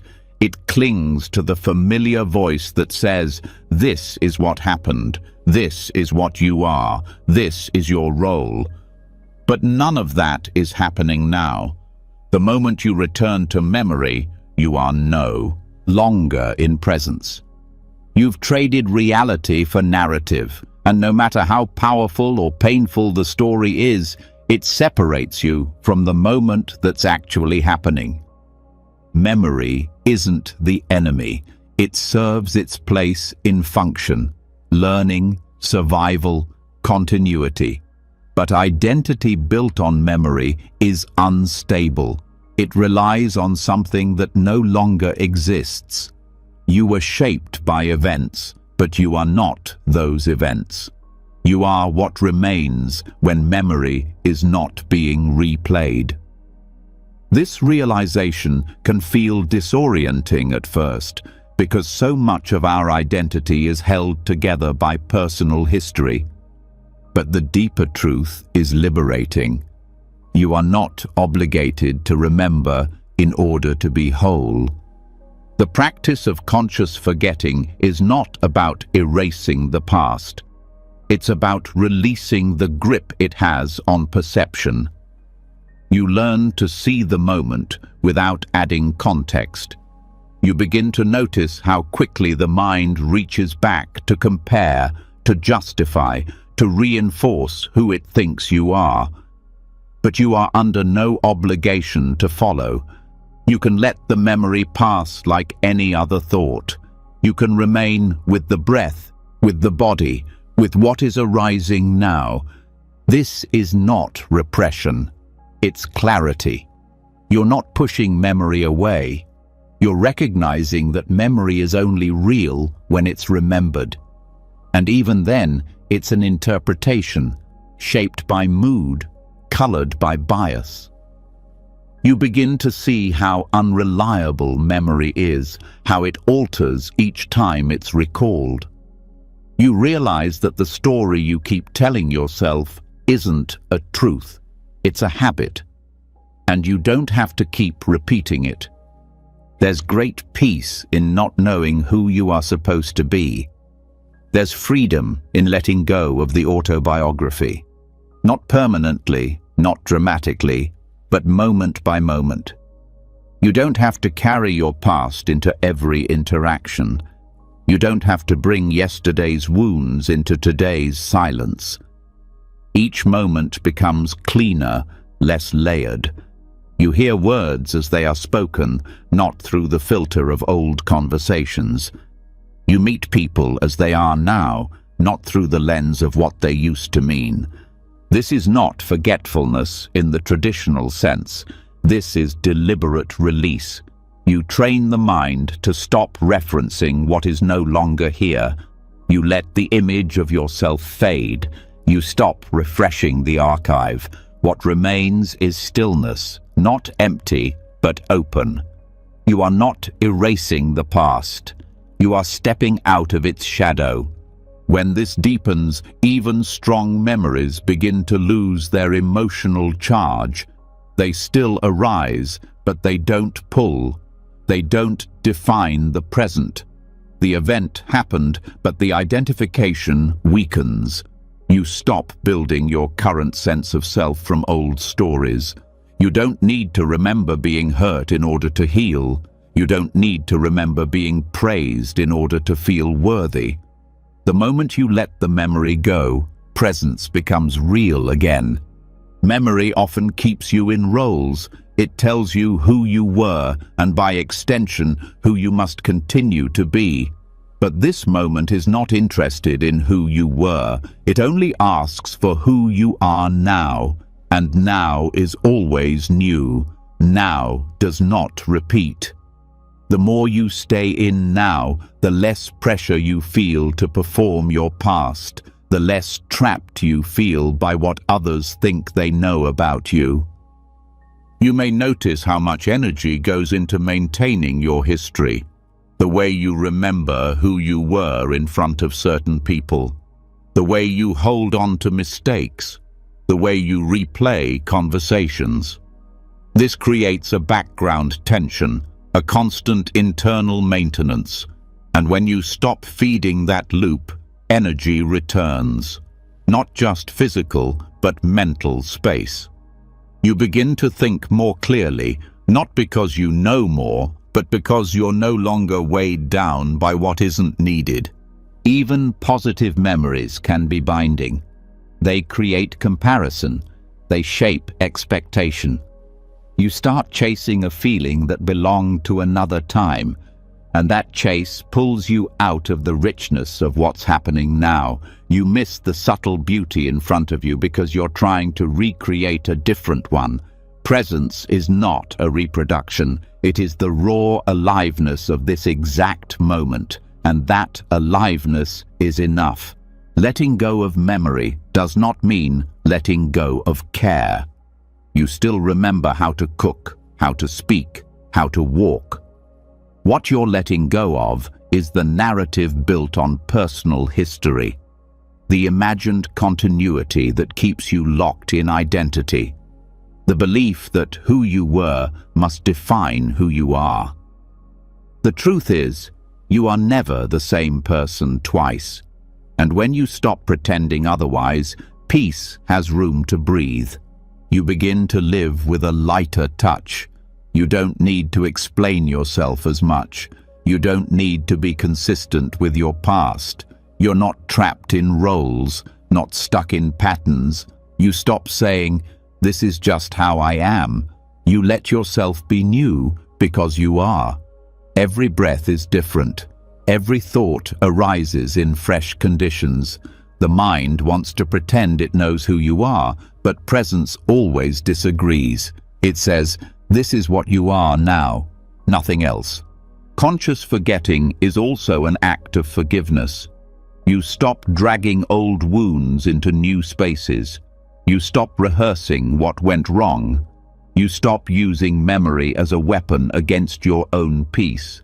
You can feel the past, but you don't have to keep building from it. You can allow the scar without reliving the injury. You stop telling yourself the same painful story and finally allow it to dissolve. This dissolving is not instant. It's gentle. You let memories come without welcoming them in. You stop feeding them attention. You see them rise, and you choose not to engage. Over time, their grip weakens, not because you've rejected them, but because you've stopped believing they're useful. What is useful is the awareness that doesn't change, the stillness that doesn't carry anything, the clarity that only comes when you are no longer filtered through who you used to be. You start to notice how often conversations are driven by shared memory. People connect by repeating stories, but sometimes the most intimate thing you can offer is silence. Not silence that withdraws, but silence that listens without needing context. You don't need to know someone's past to feel their presence. You don't need to share a history to feel close. You just need to meet them now as they are. And when you meet yourself this way, you stop needing to justify your existence. You stop explaining your habits. You stop defending your choices. You meet what arises inside you as if for the first time, not with judgment, but with openness.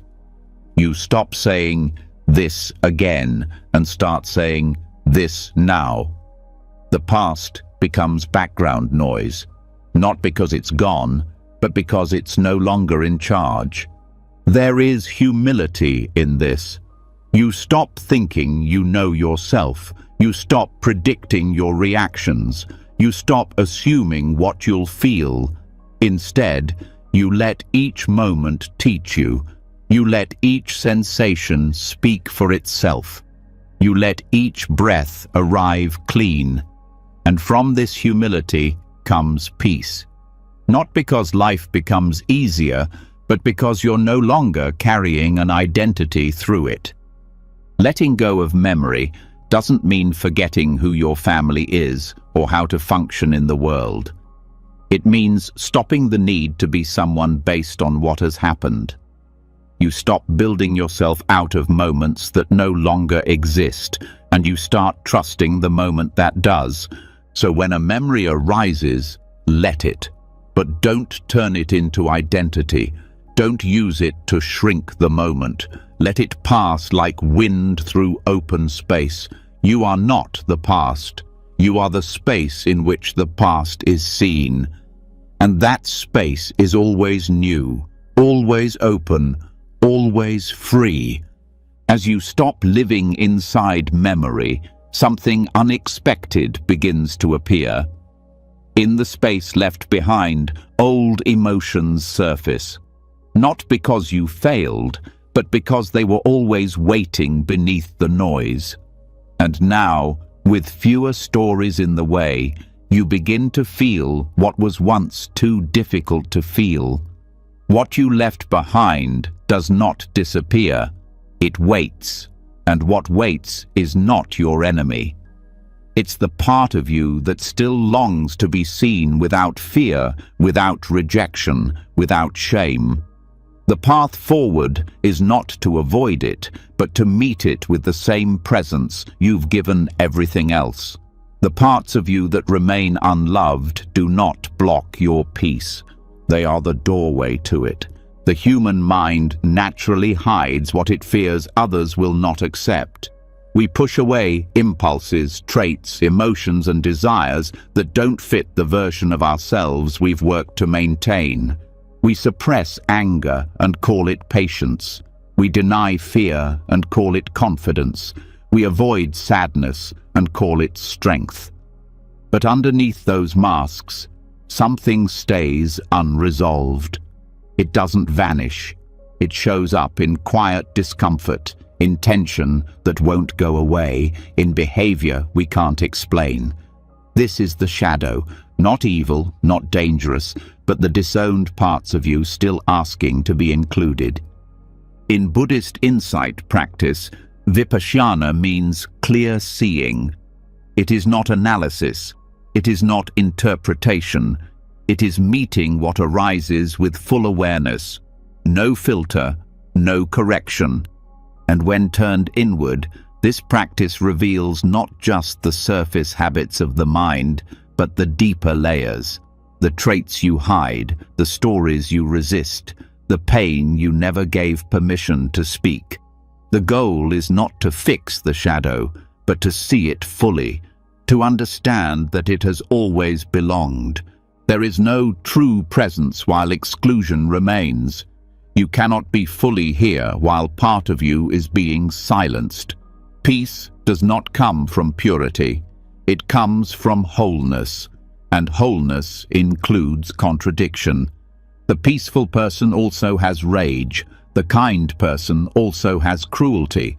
The spiritual person also carries doubt. None of this is failure. It is the full range of the human experience, and insight practice helps you stop dividing yourself. You begin to notice how quickly the mind categorizes. This is acceptable. That is not. This can be seen. That must be hidden. But awareness does not judge. It does not label traits as good or bad. It does not divide the mind into parts worth keeping and parts worth exiling. When you rest in awareness, all parts are equal, and the ones you've rejected begin to relax, not because they are being controlled, but because they are being included. The shadow doesn't need to be healed before it can be seen. It needs to be seen before it can be healed. And seeing it doesn't mean liking it. It means allowing it. Without commentary, without justification. You let it show itself, ugly, loud, scared, confused, and you do not flinch. You let the discomfort rise and fall without making it personal. You stop turning away. You stay. This staying is what creates integration, not through effort, but through recognition. You start to see how the trait you avoided had wisdom hidden inside it. Your anger contained your boundaries. Your sadness held your honesty. Your fear carried your longing for safety. Nothing inside you was ever random. Everything served a purpose, but it became distorted when denied. Now, as you meet it, the distortion begins to soften.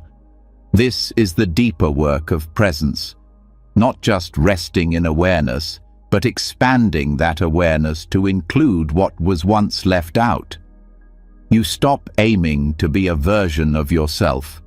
You stop performing enlightenment. You let go of the idea that awakening requires you to be pleasant, calm, or pure.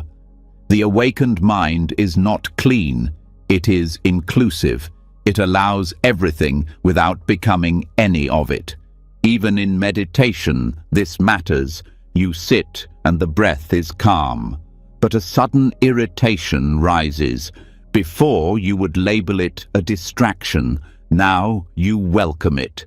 You feel it in the body. You notice the story it brings. You let it be felt, not fixed. You let it complete its shape without suppressing it. And by doing so, you learn that presence isn't fragile. It can hold discomfort. It can stay with chaos.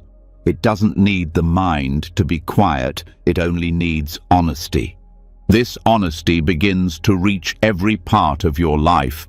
You stop needing to explain yourself so carefully. You stop polishing your behavior to appear spiritual. You stop fearing your own contradictions. You begin to speak from depth, not role. You tell the truth more easily. You apologize without shame.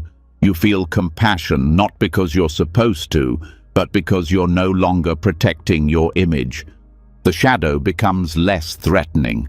It starts to feel like a younger version of you, still clinging to old fears. And instead of fighting it, you hold it. You say yes to its presence, not to indulge it, but to free it. The parts of you that were stuck begin to move. The emotions that were frozen begin to thaw. The inner division that caused so much quiet suffering starts to mend. In relationships, this changes everything. You become less reactive, not because you suppress reaction, but because you know where it's coming from. You feel the sting of judgment, and instead of retaliating, you feel the old wound underneath.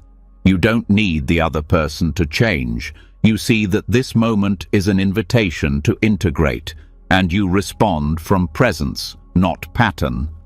The peace that comes from this is not soft, it is solid.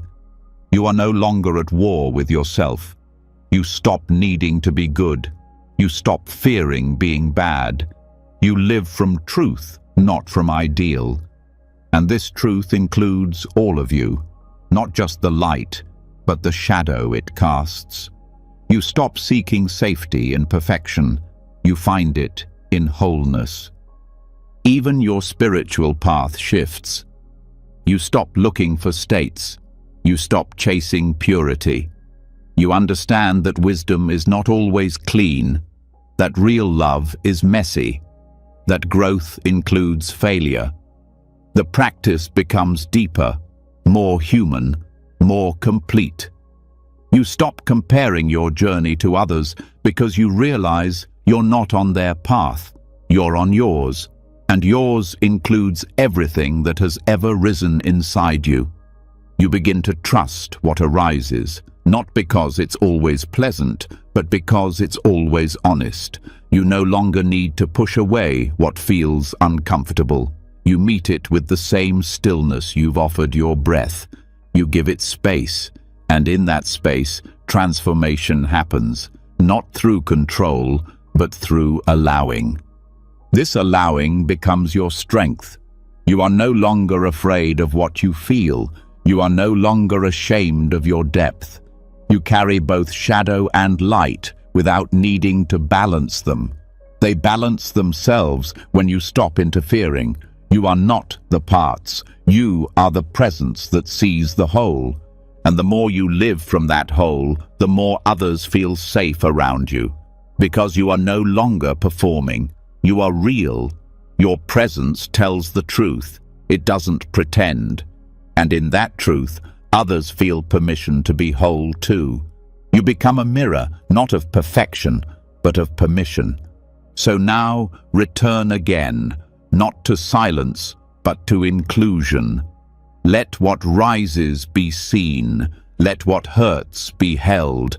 Let what was rejected be welcomed. You are not trying to change it. You are only making room for it to exist. Because in presence, everything belongs. As the shadow softens and the rejected parts begin to feel safe in awareness, something shifts again. Not a grand revelation, not a moment of triumph. Something quieter, less visible, more intimate. You start noticing that the transformation doesn't always look like transformation. There's no dramatic sign, no fireworks, no finish line. The more you see clearly, the more ordinary everything becomes. And that's not a disappointment. That's the point. Peace wasn't hidden in some distant future. It was waiting in the moment you kept walking past. The belief that awakening must feel extraordinary is one of the most persistent obstacles on the path. We expect something luminous, overwhelming, unmistakable. We search for peak experiences, thinking they prove we've arrived, but peak experiences, by nature, end. They pass, just like every other feeling. And if you measure your growth by them, you'll always feel like you've lost something. True clarity doesn't spike. It settles. The mind craves contrast. It wants to label certain moments as more important, more spiritual, more alive. But presence doesn't choose favorites. It's not louder on a mountaintop than in your kitchen. The sacred isn't more available during a retreat than while brushing your teeth. What changes is not the moment. It's your willingness to stop expecting more from it. The ordinary has always been complete. It just wasn't dramatic enough to keep your attention. This is tathata, suchness. The direct, unfiltered reality of things as they are, without decoration, without comparison. A bowl on a table, the warmth of water on your hands, the rhythm of walking across a floor. There is no enlightenment to find in these moments because they are already whole. The search itself is the distraction. When the need for significance dissolves, what remains is presence. Pure, undivided, not because it feels special, but because it doesn't need to. Letting go of the idea of specialness doesn't mean losing depth. It means finding a deeper kind of beauty, the kind that doesn't need to impress you. The mind might say, this is just a chair, just a breath, just a day like any other. But awareness doesn't speak like that. It doesn't compare. It doesn't rank. It sees the fullness of the moment without adding expectation. And that seeing is what makes it free. The pursuit of intensity is often the pursuit of distraction. We believe that if something doesn't move us deeply, it isn't worth our presence. But the ability to feel deeply isn't limited to big moments. It becomes steady when you stop chasing and start receiving. You stop needing reality to impress you, and you begin to trust that it's enough, even when it's quiet, even when it's dull. The ordinary becomes clear when you stop looking for something else. You stop waiting for breakthroughs. You stop comparing your life to the lives of others. You stop thinking enlightenment is a mood. It's not an emotion. It's the absence of resistance. And that absence is available now, in the breath, in the pause between thoughts, in the familiar gestures you usually overlook. Some of the most powerful moments are the ones you never notice, not because you missed them, but because they didn't ask to be noticed. They weren't loud. They weren't ecstatic. They were simple, and in that simplicity, they were free. The world doesn't need to change for you to awaken. You only need to stop leaving the moment you're in. This doesn't mean rejecting wonder. It means no longer needing wonder to feel whole. You still notice beauty. You still feel awe. But you don't chase those feelings. You let them come and go like everything else. You stop organizing your practice around trying to feel something extraordinary. You start meeting what's here exactly as it is, and that's where the real shift happens. Peace deepens when you stop evaluating your experience, when you stop asking if it's meaningful, when you stop waiting for the inner world to mirror your ideas about awakening. You brush your teeth, you drink water, you tie your shoes. These are not interruptions to the path. They are the path. You stop skipping over them. You stop reaching for the next thing. You just remain. The need for peak moments is a form of doubt. It says, this can't be it. This isn't enough. But who decided that presence has to feel a certain way? That transformation must be intense? The deeper truth is, the more awake you are, the less you need experience to entertain you, because experience no longer defines you. It's just what's happening. This is why advanced practice often looks like nothing. A person sitting, breathing, washing dishes, but inside there is no separation, no push and pull, no one waiting for something better. Just awareness, meeting the world as it is. Not because it's become boring, but because nothing needs to be added. The ordinary has revealed its depth. When you live like this, you begin to meet life differently. You stop hunting for meaning. You stop asking every situation to give you something. You let the moment be what it is, and you stop measuring its value by how it feels. You notice the tiny movements, your hand reaching for a cup, your foot stepping off the curb, your head turning toward a sound. Each one becomes a complete experience. You are not empty, you are not flat, you are simply no longer performing. You are no longer dramatizing your life to make it seem interesting.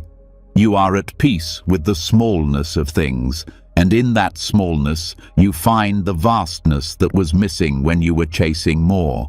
Even in difficulty, this truth remains. You face a challenge, and you don't need it to be a lesson. You don't need to extract wisdom. You simply meet it, moment by moment, without layering it with spiritual meaning. Presence is not found by making life sacred. Presence reveals that life already is. This doesn't remove your personality, it refines your attention. You still laugh, cry, create, respond, but you do so without needing the moment to be a certain way. You don't resist boredom. You don't panic in quiet.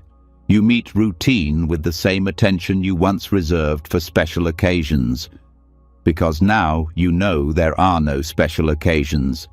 There is only now, appearing in infinite forms. And when you live this way, gratitude arises naturally, not as a practice, but as a result. You don't have to think of what you're thankful for. You feel it in the ordinariness itself. The way the light comes through the window, the sound of footsteps in another room, the smell of warm food. Nothing needs to change. Everything is already included. This is the end of spiritual ambition, the end of trying to achieve presence through elevated states. You realize those moments were never the point. They came and went, like all things. What matters is not how deep something feels. What matters is whether you stayed with it, whether you let it be what it was. Suchness is not something to reach.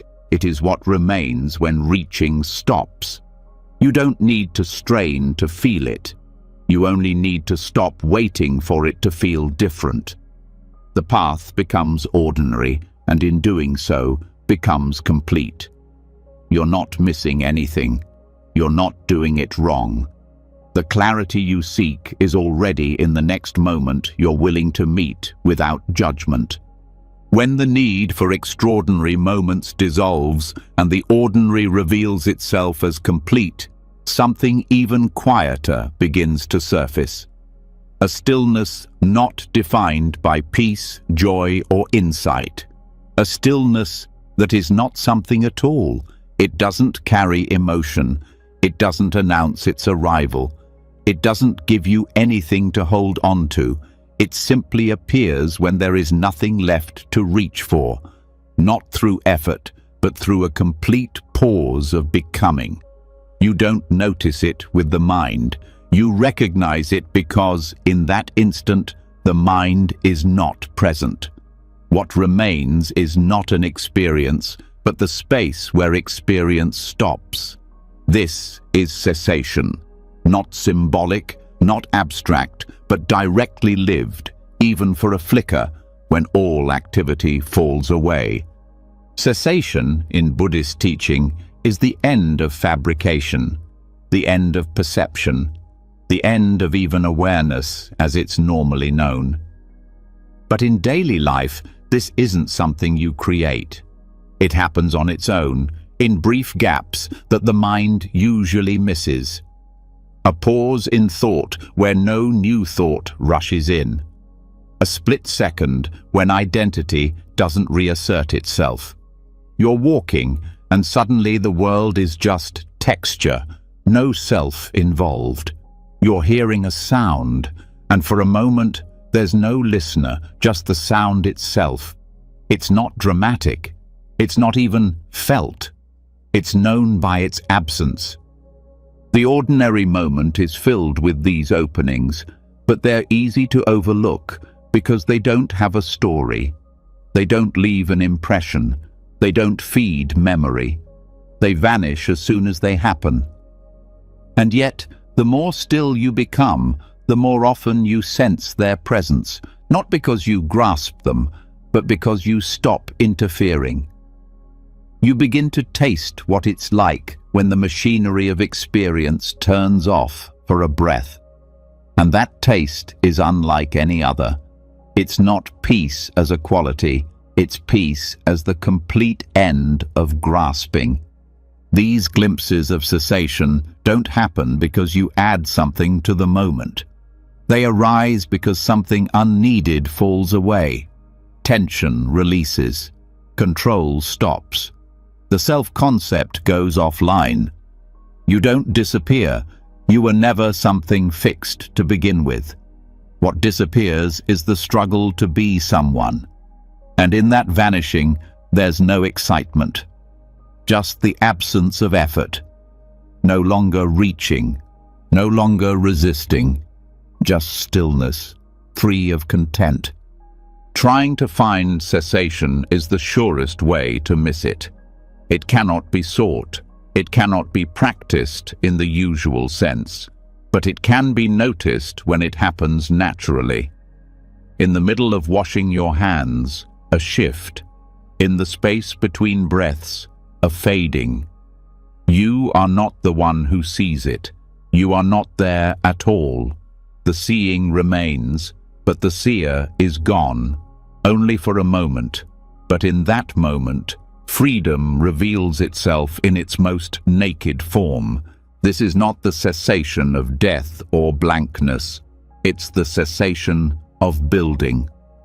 For just one beat, nothing is being constructed. Not a self, not a thought, not even awareness of being aware. The entire framework pauses. And what remains is not a thing. It's not describable. But when the mind returns, it knows something happened, not as an event, but as an unmaking. In formal meditation, practitioners might touch this state after deep absorption. But in everyday life, it flickers when you stop insisting that the moment must mean something. When you stop labeling. When attention is so soft, it doesn't land anywhere. You might be looking at a tree and suddenly there's no one behind the eyes. Just openness, no commentary, no owner. Then the mind returns and the self reappears. But the imprint of absence remains. What makes these moments significant is not their duration. It's their quality. They are not restful in a conventional sense. They are silent in a way that erases the one who wants to rest. They don't comfort. They erase the need for comfort. They don't explain. They render all explanation irrelevant. When the world reboots afterward, it often feels like a shift occurred, even if no one can say what shifted. You don't train for cessation by striving. You train by subtracting, by learning to stay with what is without adding layers. You practice by being willing to let experience fall away, by loosening the habit of constant engagement, by not grasping for continuity. It's in the loosening that space appears. In the space, the possibility of cessation opens. This isn't escape. It's intimacy without self-reference. It's not disconnection. It's the end of mental commentary. What disappears is not the world. It's the observer.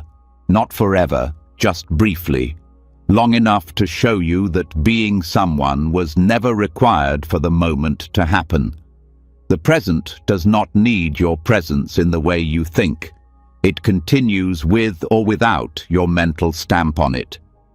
Fear can arise when approaching this threshold. The mind senses it has nothing to hold on to, and it resists. It clings harder. It tries to label what's happening. But if you allow the fear to come and go without response, the gap returns. It is not dangerous. It is not empty. It is the release of all effort, including the effort to know. Some might say this is too subtle to matter, but what could be more meaningful than the place where clinging ends? Not as a belief, as a lived pause. No matter how short, that pause reveals something deeper than any insight, that suffering stops not through solving, but through ending the one who struggles.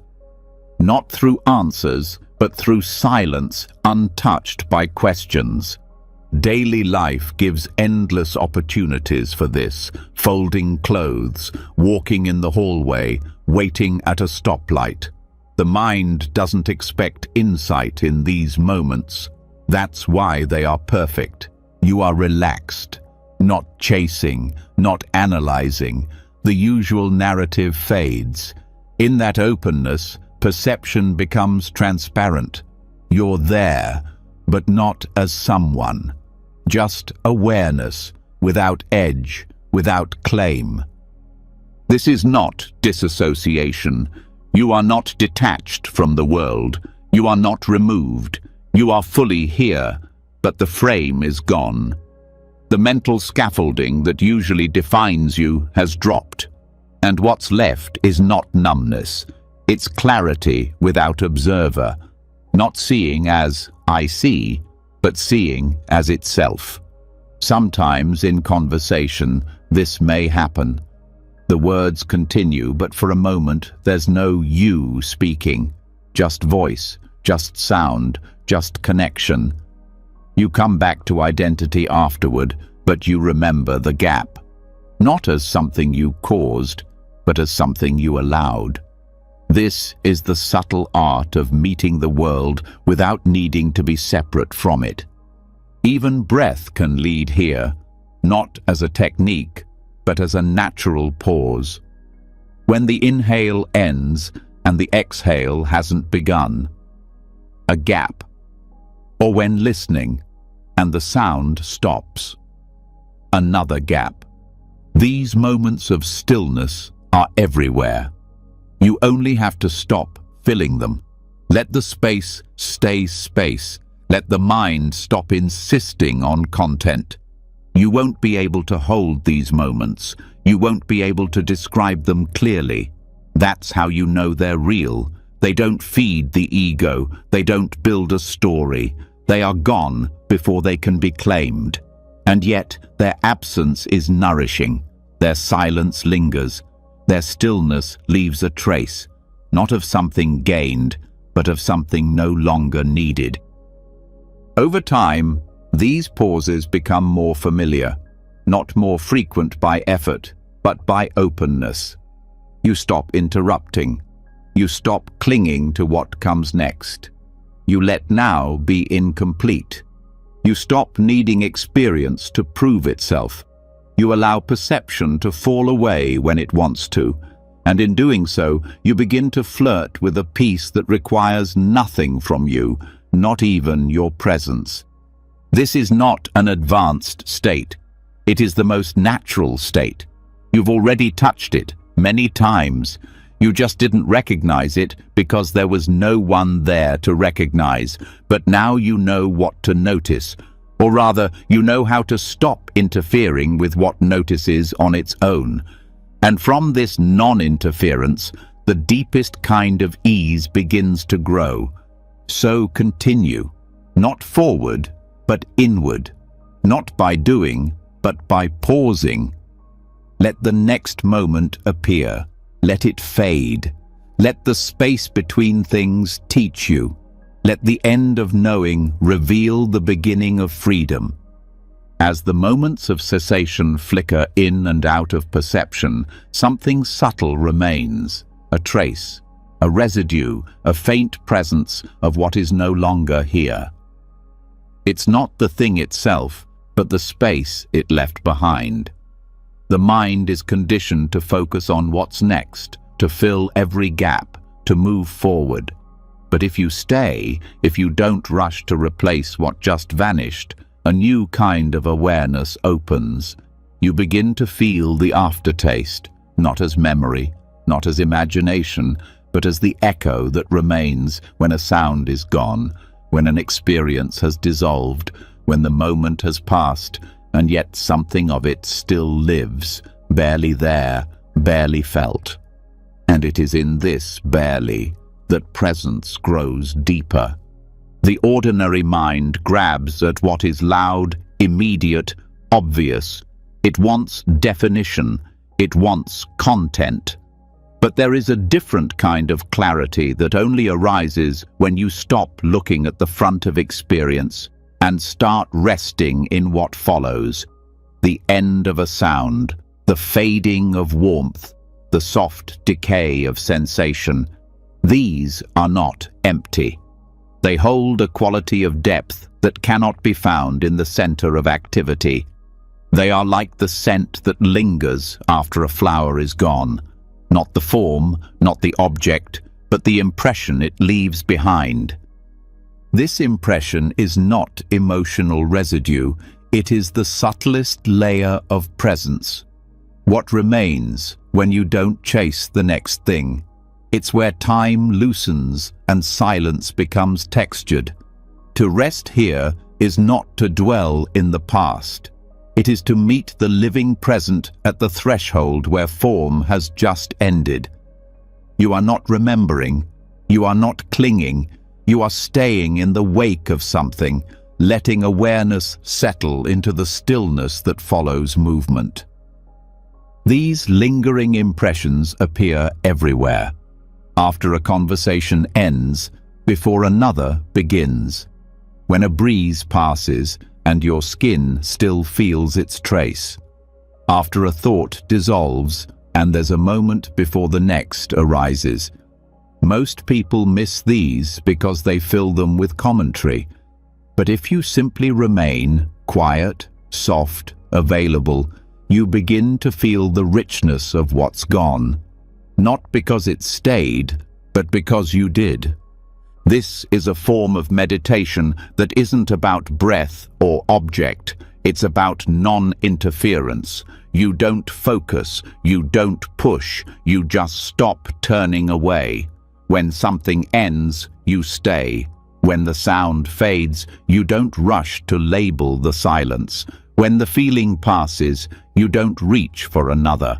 You let the space hold itself, and in doing so, you begin to sense that emptiness is not lack. It is presence without form. The power of this practice is in its gentleness. It doesn't lead to insight in the traditional way. It doesn't produce answers or realizations. It reveals what is often overlooked, that the deepest stillness doesn't come from achieving quiet, but from being unafraid to remain with what no longer asserts itself. Most of the time, we rush away from endings. We distract ourselves. But what if the most profound kind of awareness lives in what no longer needs your attention? There is no technique here, only patience, only the willingness to pause, not to evaluate or extract meaning, but to feel the invisible thread that connects you to presence without content. You begin to sense how awareness continues even when the object of awareness is gone. You're not focused on anything, yet something remains clear. This clarity is not directed. It is ambient. It is open. It rests in the atmosphere of what was. Practicing this in daily life changes how you experience endings. The end of a meal is no longer something to rush through. The last note of a song becomes part of your listening. The final word of a sentence doesn't mean you move on. You stay, not out of nostalgia, but out of reverence for the space that just opened. You begin to meet stillness where most people find emptiness. You begin to let the end be the teacher rather than the interruption. This is not detachment. It's depth. It's not withdrawal. It's intimacy. When you linger with the aftertaste of the moment, you are not clinging. You are honoring. You are not replaying. You are sensing. The world becomes quieter, not because it changed, but because you've tuned in to what it's always been saying beneath the surface. You begin to see that the silence after the sound carries the full meaning of the sound itself. Even in the body, this can be practiced. After a breath, before the next one comes. After a stretch, before the muscles re-engage. After a step, as the weight shifts. You don't need to insert thought. You don't need to control anything. You simply stop filling the gap. Let the gap breathe on its own. Let the nervous system learn that not every pause is a threat. That stillness can be held. That quiet doesn't mean absence. It means presence without occupation. Emotional experience shifts as well. When a feeling passes, instead of bracing for the next, you stay. You feel the cooling, the releasing, the space where intensity used to be. You don't replace it. You don't interpret it. You just let the aftertaste guide your attention. And slowly, you begin to see that awareness isn't dependent on content. It remains when the story ends. It holds the world even when the world offers nothing to hold. This begins to alter your relationship with impermanence. Instead of fearing what fades, you start to meet it with softness, not because you don't care, but because you've learned how to stay with what goes.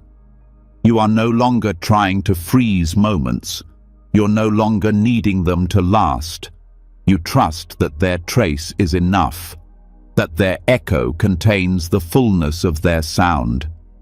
You become more available to life because you're no longer trying to keep it from ending. Even memory starts to shift. You don't hold on to events. You rest in the presence that remains. You stop constructing identity from what happened. You feel the tone of your experience, not the content. You walk through your day with less internal narration because you trust that the resonance of the moment is already complete. You no longer need to capture it with language. You simply let it rest inside you. The more you allow these after moments, the more peaceful your inner world becomes, not because it's empty, but because it's undisturbed. You are not reaching into the future. You are not clinging to the past.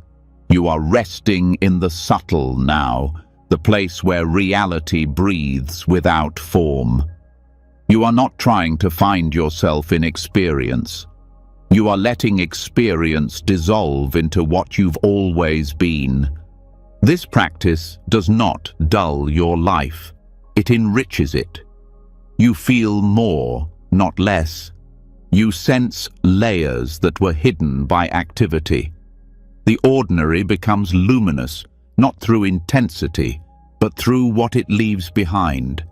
A sip of tea and the warmth it left on your tongue, the sound of a bird and the openness that followed. These are not background.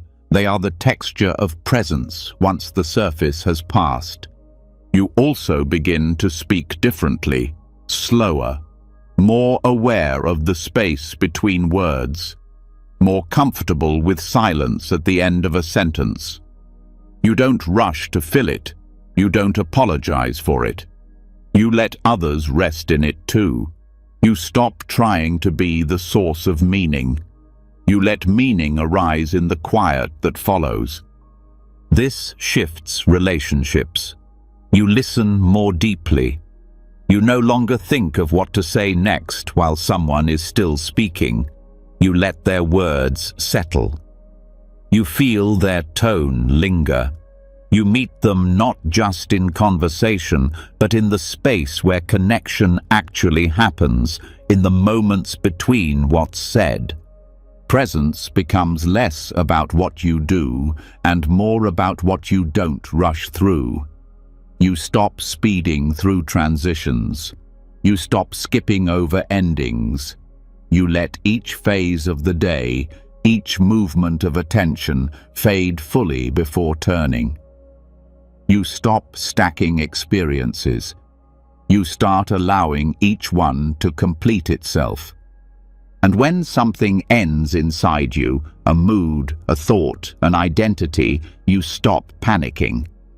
You don't need to replace it.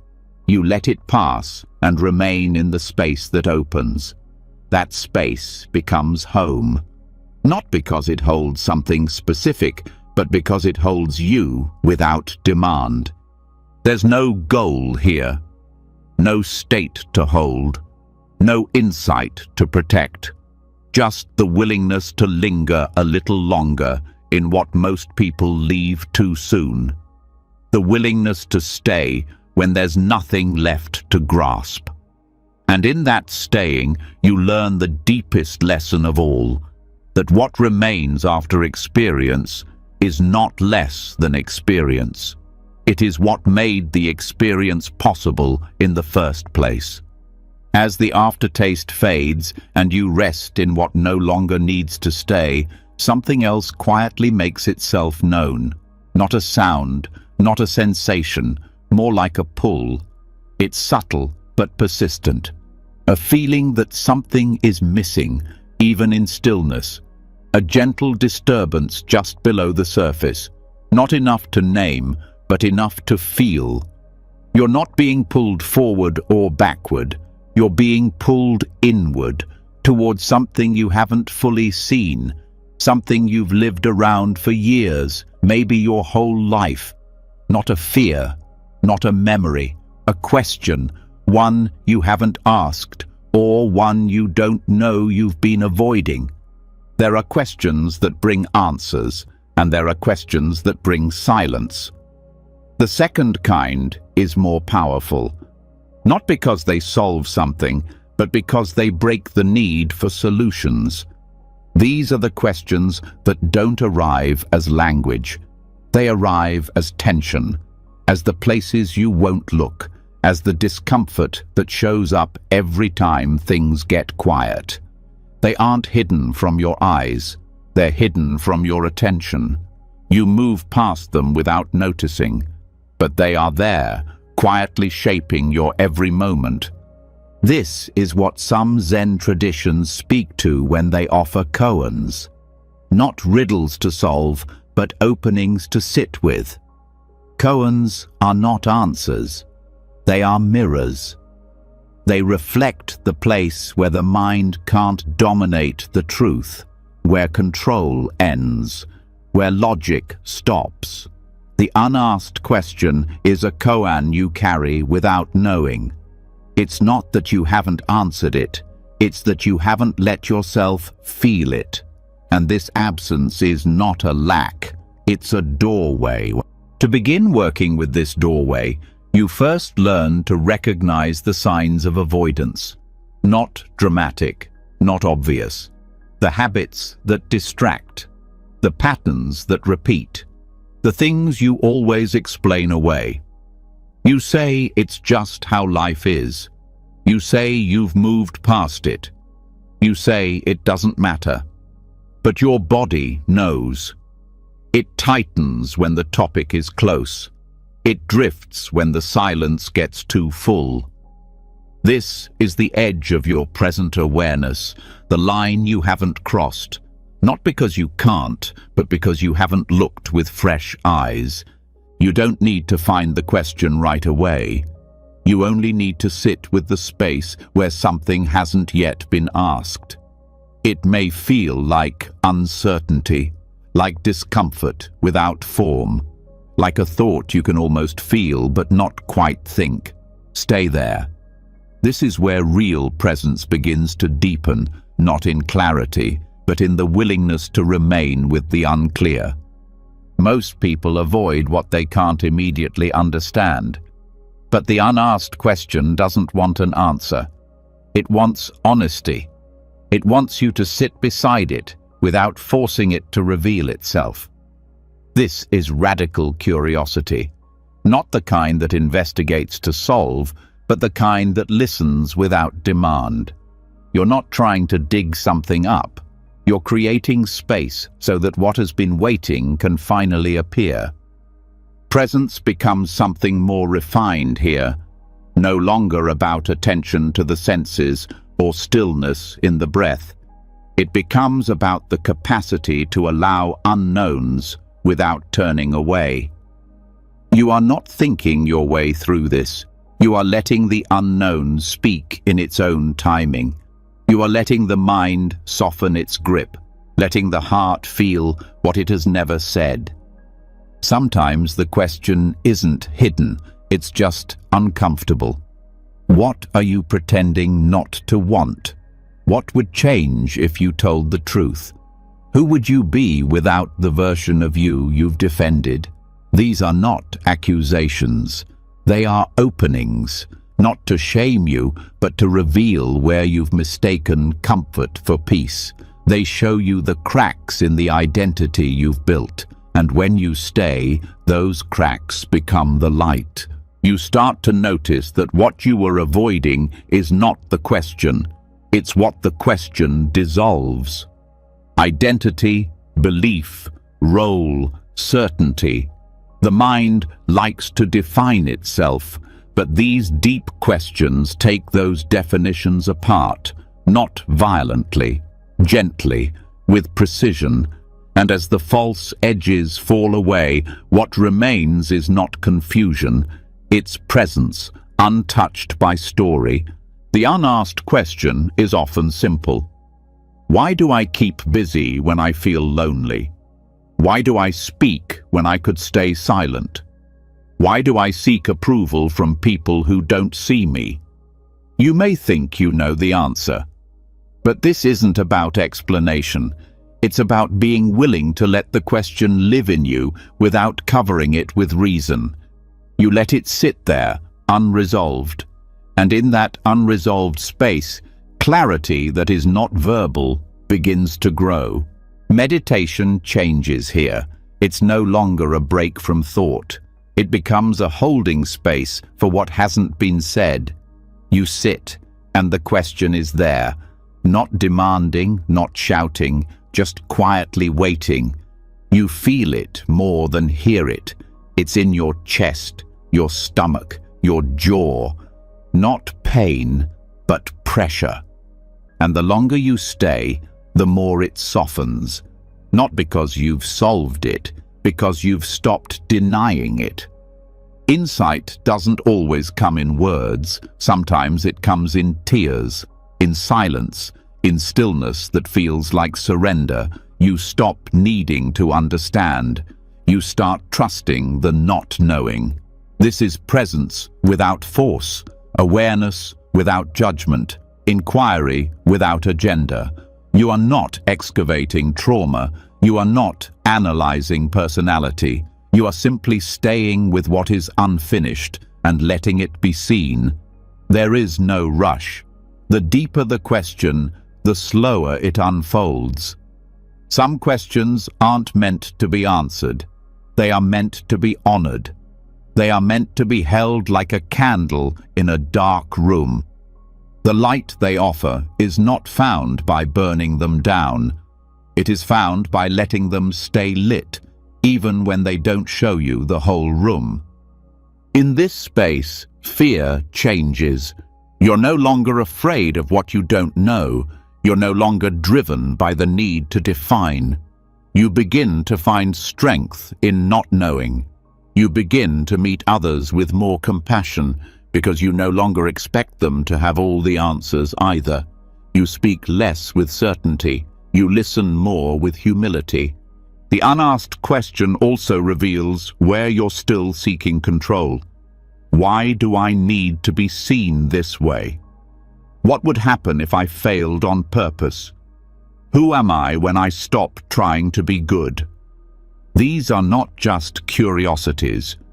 They are thresholds. And the more you sit with them, the more the edges of the self begin to soften.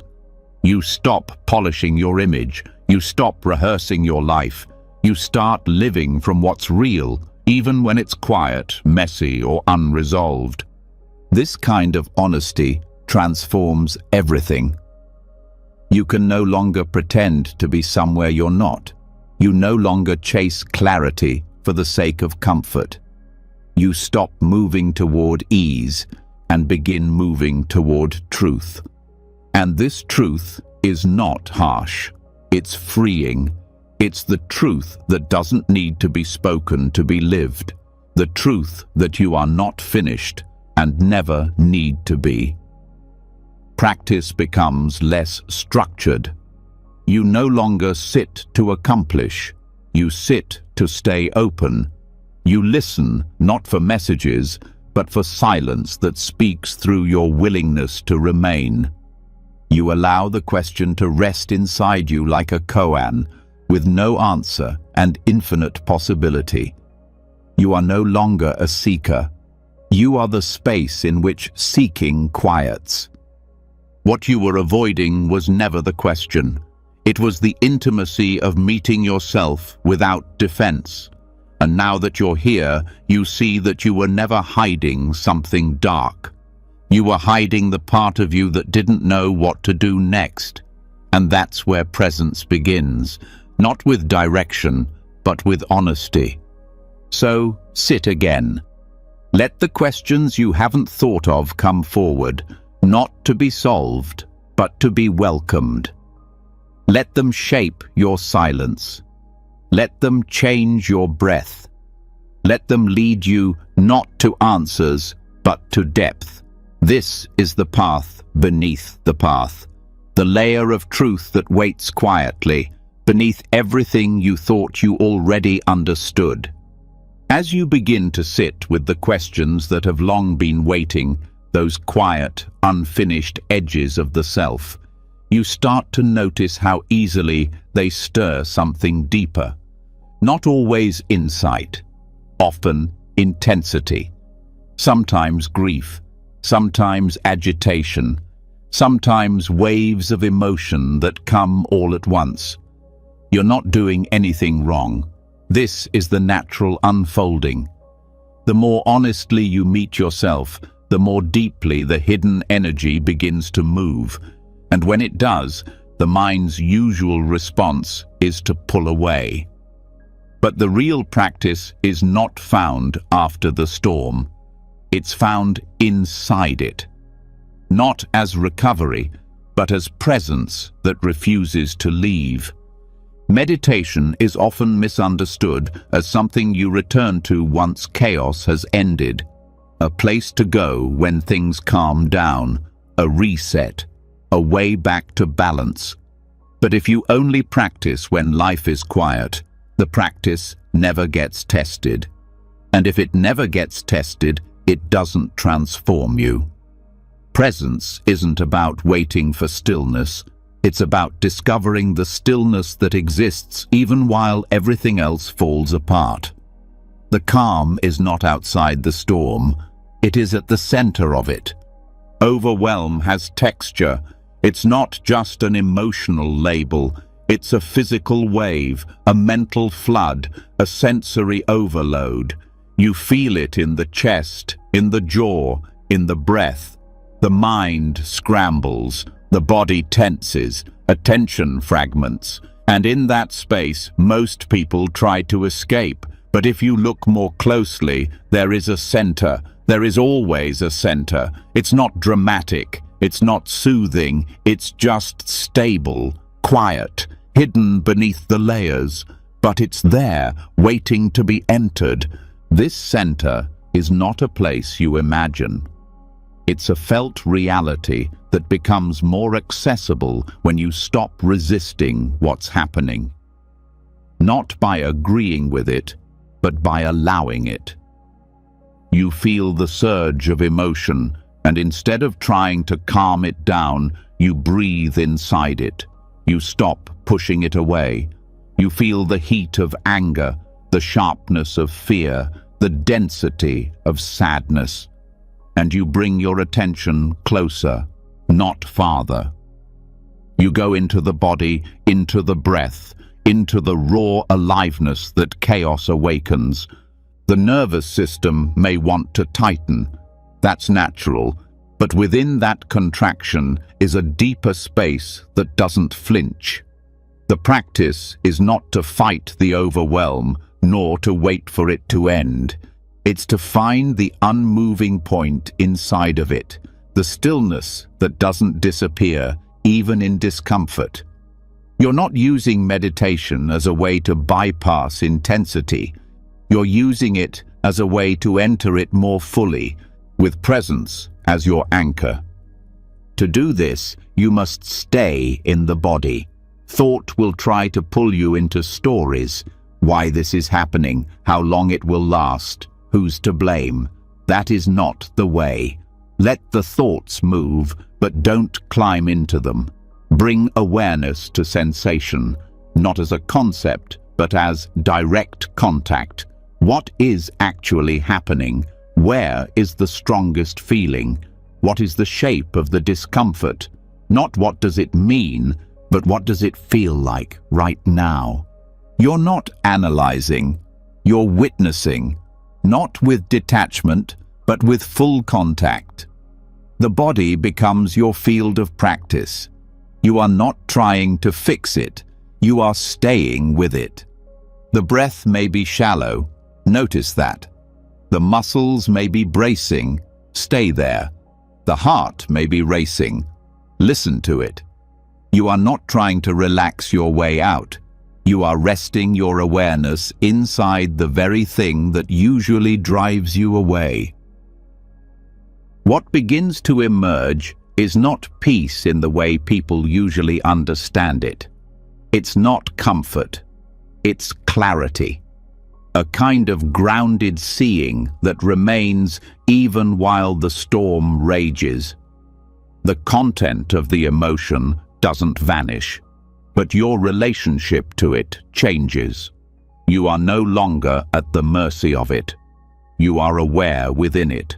And that awareness changes the experience, not by controlling it, but by no longer feeding it resistance. Most people treat their emotional life like weather to wait out. They survive until it passes. But waiting is not presence, it's postponement. You learn more by staying in the eye of the hurricane than by hoping it moves. You begin to see that even the most overwhelming moments have a rhythm, a beginning, a peak, a decline. You watch it all unfold, not from distance, but from within. This is not emotional indulgence. This is true strength. The key is not to reduce sensation, but to reduce identification. Overwhelm intensifies when we believe the thoughts it brings. But the sensation itself, without story, is workable. It may be sharp, but it's not endless. It may be heavy, but it's not solid. When you stop describing the chaos and start feeling it directly, it shifts. Not because you made it shift, but because it was never permanent. This kind of practice requires honesty. It asks you to stop pretending you're above emotional reactivity. It asks you to stop performing calm and to meet what is real, not as failure, but as part of the path. The more you enter the emotion, the more you see that it's made of movement, not identity. You are not anxious. You are feeling anxiety. You are not depressed. You are experiencing heaviness. This difference is not semantic. It is everything. And once this becomes embodied, you stop fearing the next wave. You stop needing life to stay balanced. You don't panic when the ground shakes. You know how to return, not after the fact, but in the middle. You find the breath that is still there. You find the contact point in the body that brings you back. You let the storm move through without pushing it or collapsing under it. This is not always comfortable, but it is always real. And reality is what liberates. When you allow yourself to stay in full presence with discomfort, the separation between you and life begins to fall away. You are no longer managing experience. You are inside it, awake, steady, available. And this steadiness is not emotional neutrality. It's attentional stability. You're not frozen. You're not reacting. You're not absent. You are here. In daily life, this becomes a way of walking. The traffic jam becomes the practice. The argument becomes the mirror. The deadline becomes the fire you learn to breathe inside. You're not waiting for quiet. You are listening within noise. You are softening inside pressure. You are choosing to be conscious in the exact place that consciousness usually disappears. As this deepens, a new trust develops. Not trust that everything will feel good, but trust that you can meet what feels bad without abandoning yourself. You stop living in defense. You stop trying to escape your nervous system. You enter it. You stay with it. And it learns over time that it is safe to feel, that it doesn't need to panic when intensity rises, that it can hold all of it without collapse. This shift is not easy, but it is clean. It's not dramatic, but it's powerful. The world doesn't get quieter. You become less fragile. Not by toughening, but by softening where it matters. You stop pushing the storm away. You walk to its center. And from that center, you don't try to control it. You simply remain. After learning to remain in the center of chaos, to stay present not after, but inside the moment when everything unravels, another layer of stillness becomes visible. It's not a stillness found through resolution. It's a stillness that lives inside the unresolved. There is a deeper kind of peace that appears not when things are completed, but when you finally stop needing them to be. Not everything finishes neatly. Not every question gets answered. Not every moment brings closure. And the pressure to tie everything together is often what keeps you restless. There's a quiet struggle in the human mind to complete, to wrap up, to explain, to finish. It shows up in conversations you rehearse long after they end, in tasks you started and never returned to, in stories from the past that you keep trying to retell just a little better. The deeper drive isn't about productivity, it's about identity. You want to feel like a whole person, and wholeness gets confused with completion. But life doesn't arrive in finished forms, and you are not a project to be completed. You are a process that includes everything that's still in progress. This discomfort with incompletion is deeply conditioned. You're taught to finish what you start, to solve what's broken, to define what's vague. But many experiences were never meant to resolve. Some stories have no ending. Some feelings have no explanation. Some parts of you will never line up with the rest. And when you stop resisting this, you begin to discover a different kind of balance. Not the balance of symmetry, but the balance of being okay with what's uneven, open, and still unfolding. In practice, this means meeting the unfinished parts of your life with awareness, not with urgency. That old conversation you still think about, let it be incomplete. That goal you abandoned halfway through, let it remain open. That relationship that didn't end cleanly, let it stay unresolved in your memory. These are not errors. They are the shape of real life. Real life includes the pause, the gap, the silence that doesn't get filled. This isn't passivity, it's presence. You're not giving up on things that matter. You're giving up the illusion that everything has to be wrapped in a bow before you can rest. When you hold space for what's unfinished, you stop living in opposition to the moment. You stop trying to fix every loose thread. You begin to allow the mind to rest, even as the details remain unpolished. There's a humility in this, a recognition that not all truths arrive when you want them to. That clarity doesn't always show up on schedule, that sometimes the deepest insight comes from simply staying with the part of you that doesn't know what comes next. You don't need to finish healing to feel whole. You don't need to finish explaining to be understood. You don't need to finish growing to feel grounded. Even in meditation, this applies. You don't sit to reach a certain state. You sit to remain open to what is. Some days are clear, some are restless, some bring peace, some bring noise. There's nothing to complete. There's only presence to return to, and presence doesn't require completion. It requires honesty. You acknowledge what hasn't settled, and you stay with it, not to push it into resolution, but to stop turning away. The same goes for emotional experience. You feel something rise, and it doesn't lead to a clear story. You don't understand it. You can't name it. You want to move on, but something holds. Instead of trying to finish the emotional arc, you let it stay open. You let the heart remain in the shape it's in. No fixing, no forcing, just awareness that doesn't abandon what it doesn't yet understand. This also shifts your relationship with memory.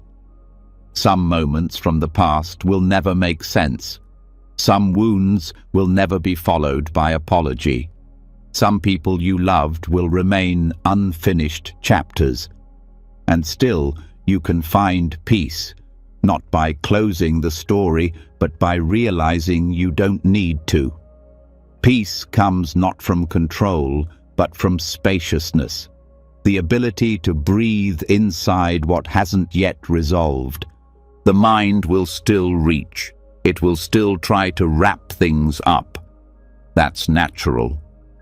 But now, you don't follow every impulse to conclude.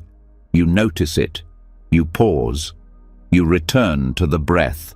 You let the story float. You watch the unfinished pieces drift, and you let them move without trying to contain them. This is not detachment. This is a new kind of presence, one that doesn't flinch in the face of ambiguity. This openness changes how you relate to time. You stop rushing through moments. You stop racing toward answers. You live in the unfolding, not in the completion. You let the day remain imperfect. You let the task remain halfway done. You let yourself remain a work in progress, not because you've given up, but because you've grown enough to stop needing closure as proof of growth. And this begins to soften the edges of how you see others. You don't demand perfect communication. You don't expect every conversation to resolve. You allow others to be unfinished too. You stop needing everyone to make sense. You stop needing every relationship to find its conclusion. You learn to love without needing to define, to forgive without needing full understanding, to say goodbye without needing full peace. Even your spiritual path becomes less rigid. You stop treating it like a ladder to climb. You stop measuring your evolution by how many insights you've had. You allow for dry spells, for confusion, for not knowing. You let your practice remain open-ended, not lost, not drifting, simply not closed. And in that openness, depth returns. Not depth you hold on to, but depth that holds you. The world reflects this too. Nature is filled with cycles that never finish, seeds that never bloom, seasons that arrive late or early or not at all. The sky doesn't demand that the clouds move in clean patterns. The river doesn't require every stone to be smooth. Everything is in motion and nothing is fully done. Life is not a story with a clear arc. It's a rhythm that includes interruption, delay, and silence. So you learn to live with pauses, with the page that turns before the sentence ends, with the meal left uneaten, with the song that fades without resolution. You learn to love the part of you that hasn't figured it all out. You stop fighting the undone. You let it rest beside you, and you rest with it, not as a problem, but as part of your path. And in this resting, something unexpected happens. You feel more whole, not because everything has resolved, but because you're no longer cutting yourself off from what hasn't. You're not scattered, you're not fractured, you're simply complete in your incompletion, present with what's still unfolding. When you stop needing everything to be resolved, you begin to taste what presence truly is, not as a concept, but as direct experience. You're no longer waiting for closure. You're not living in the next moment. You're here. And from that here-ness, something remarkable begins to return. Your senses. Not just as functional tools, but as entry points into the immediacy of life. Nowhere is this more intimate, more accessible, or more overlooked than in the act of eating. Not eating as habit or distraction or fuel, but as a way into timelessness, the taste of now. Eating is one of the most frequent and physical rituals we engage in, and yet, for most people, it happens on autopilot. You chew while reading, while scrolling, while thinking about what's next. The bite is consumed, but it's never really received. The flavor is there, but it's gone before it's noticed. And what's missed isn't just the taste. It's the opportunity to exit the timeline of becoming and re-enter direct contact with being. Mindful eating is more than slowing down. It's a complete shift in orientation. It means letting the moment of taste become enough. One bite, not as a bridge to the next, not as a way to satisfy a future hunger, but as the whole experience. You are not eating to get anywhere. You are not chewing to achieve. You are staying with this texture, this warmth, this tang, this crunch, this now. Each time you eat, you have a chance to re-enter presence, not symbolically. Actually, the flavor doesn't exist in memory. It doesn't exist in imagination. It lives for just a few seconds on your tongue, and then it vanishes. If you miss it, it's gone. If you stay, it becomes the doorway into timeless awareness. The moment where thinking stops and experience becomes direct. There is no need for a special meal. It doesn't have to be gourmet. A simple piece of fruit will do. What matters is your attention, not narrowed by force, but relaxed into sensitivity. You don't focus, you allow. You let your awareness rest fully in the process of tasting. You notice the first contact, the slight release of flavor, the evolution of sensation as the bite dissolves. You stay, not out of discipline, but out of reverence for the now that it reveals. You're not trying to be present. You're letting the body guide you into presence. Taste is immediate. It cannot be faked. It requires no analysis, no story, no preparation. It simply asks to be felt.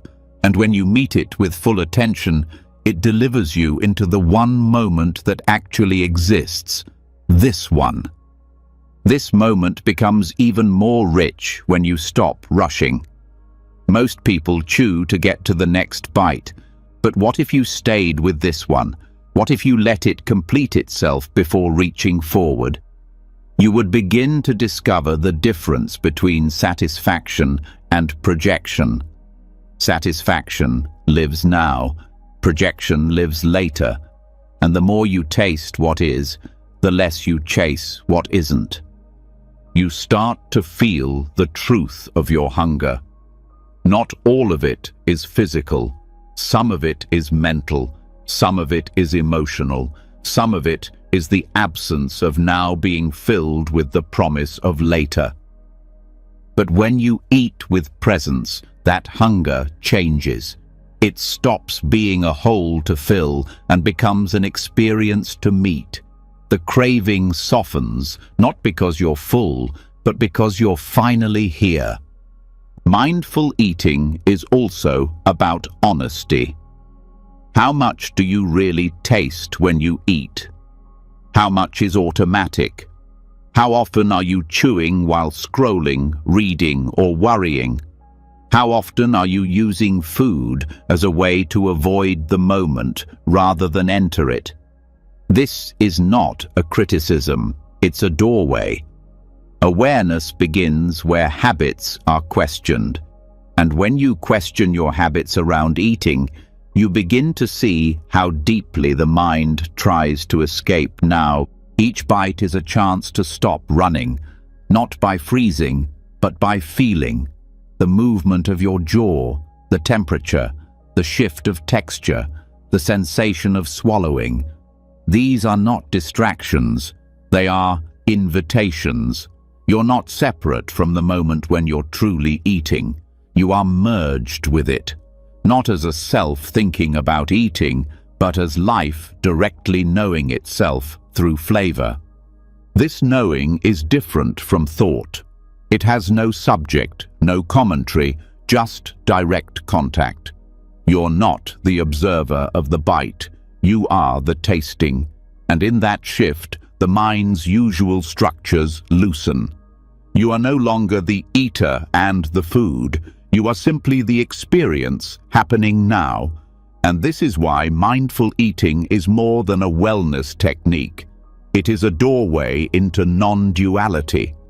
Over time, this practice reshapes your relationship with food. It becomes less about what you eat and more about how you meet it. You stop labeling food as good or bad.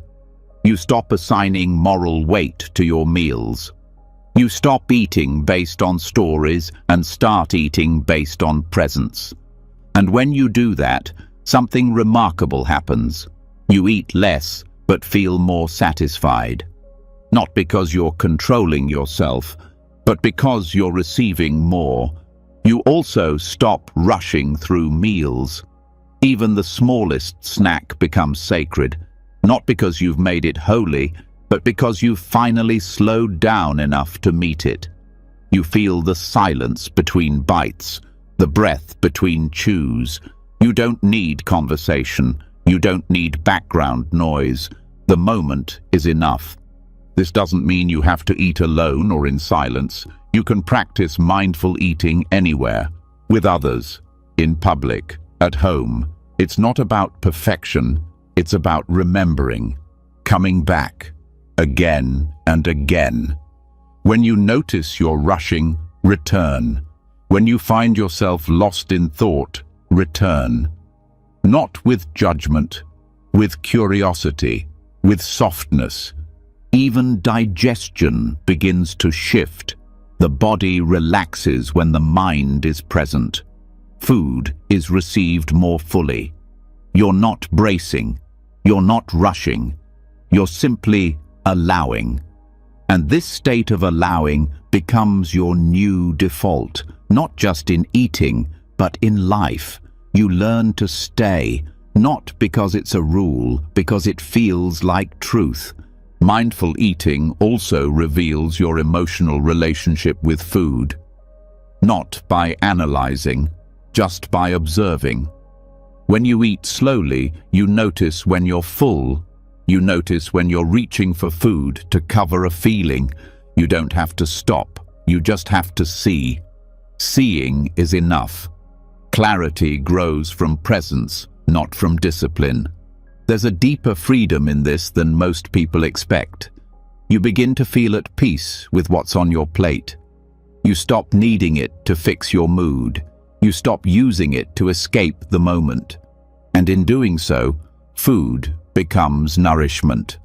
Not just for the body, but for the part of you that longs to be here. And it's not just during the meal. The preparation becomes part of the practice.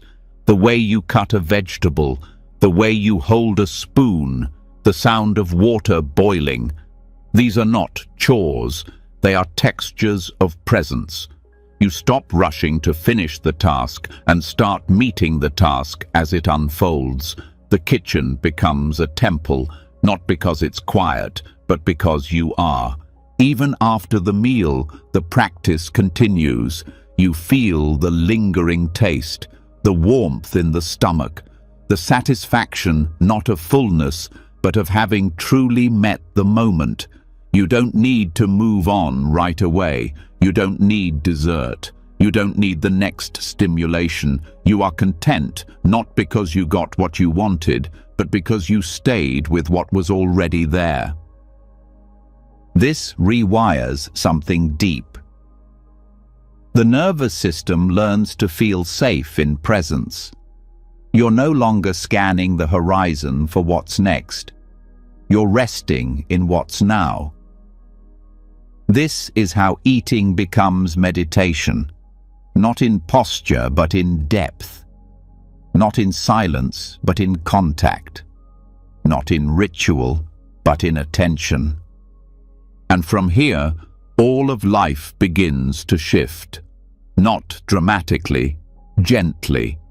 You start to approach other activities the same way, walking, listening, touching, speaking. Each one becomes a way to enter now, not now as a concept, now as the only place life ever happens. As you become more sensitive to the texture of experience, whether through a single bite of food, the way it fades, or the lingering presence that follows, you start to see what stands just behind every moment of attention. The impulse to return to someone, not just to the act, but to the actor. A soft flicker of re-identity. It happens so fast you don't notice it, but it's always there. A feeling arises, and a self quickly forms around it. A thought appears, and ownership is claimed.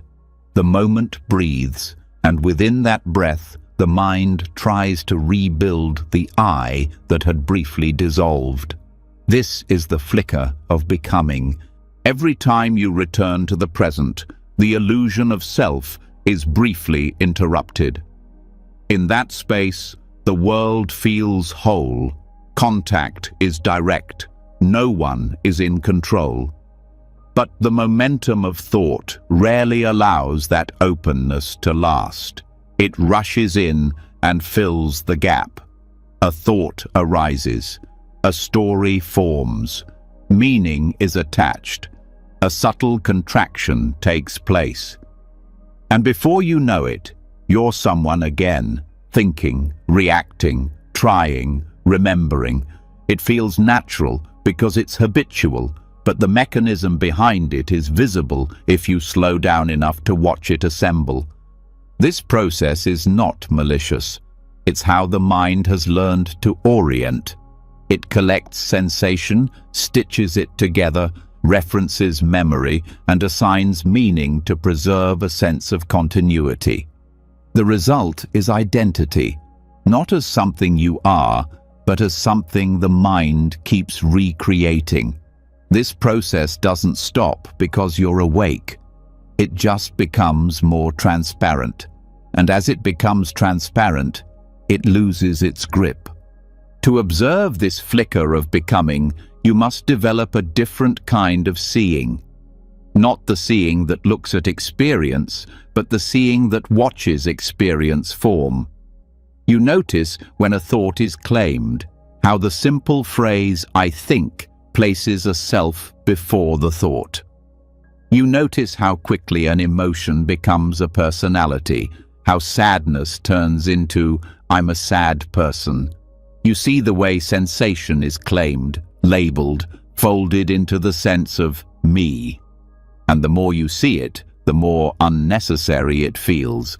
This is not about eliminating identity. It's about loosening the compulsion to construct it out of everything that arises. You stop needing to be someone in every moment. You stop reflexively turning events into self-definitions. A mistake doesn't mean you're flawed. A success doesn't mean you're superior. A fear doesn't mean you're weak. They're just phenomena moving through awareness. They don't need a container. They don't require a story.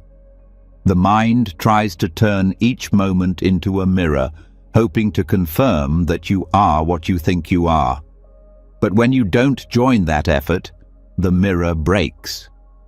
What's left is presence without identity, experience without the weight of being someone in particular. This isn't confusion, it's freedom. You're not erasing yourself. You're seeing that what you took to be yourself was never fixed.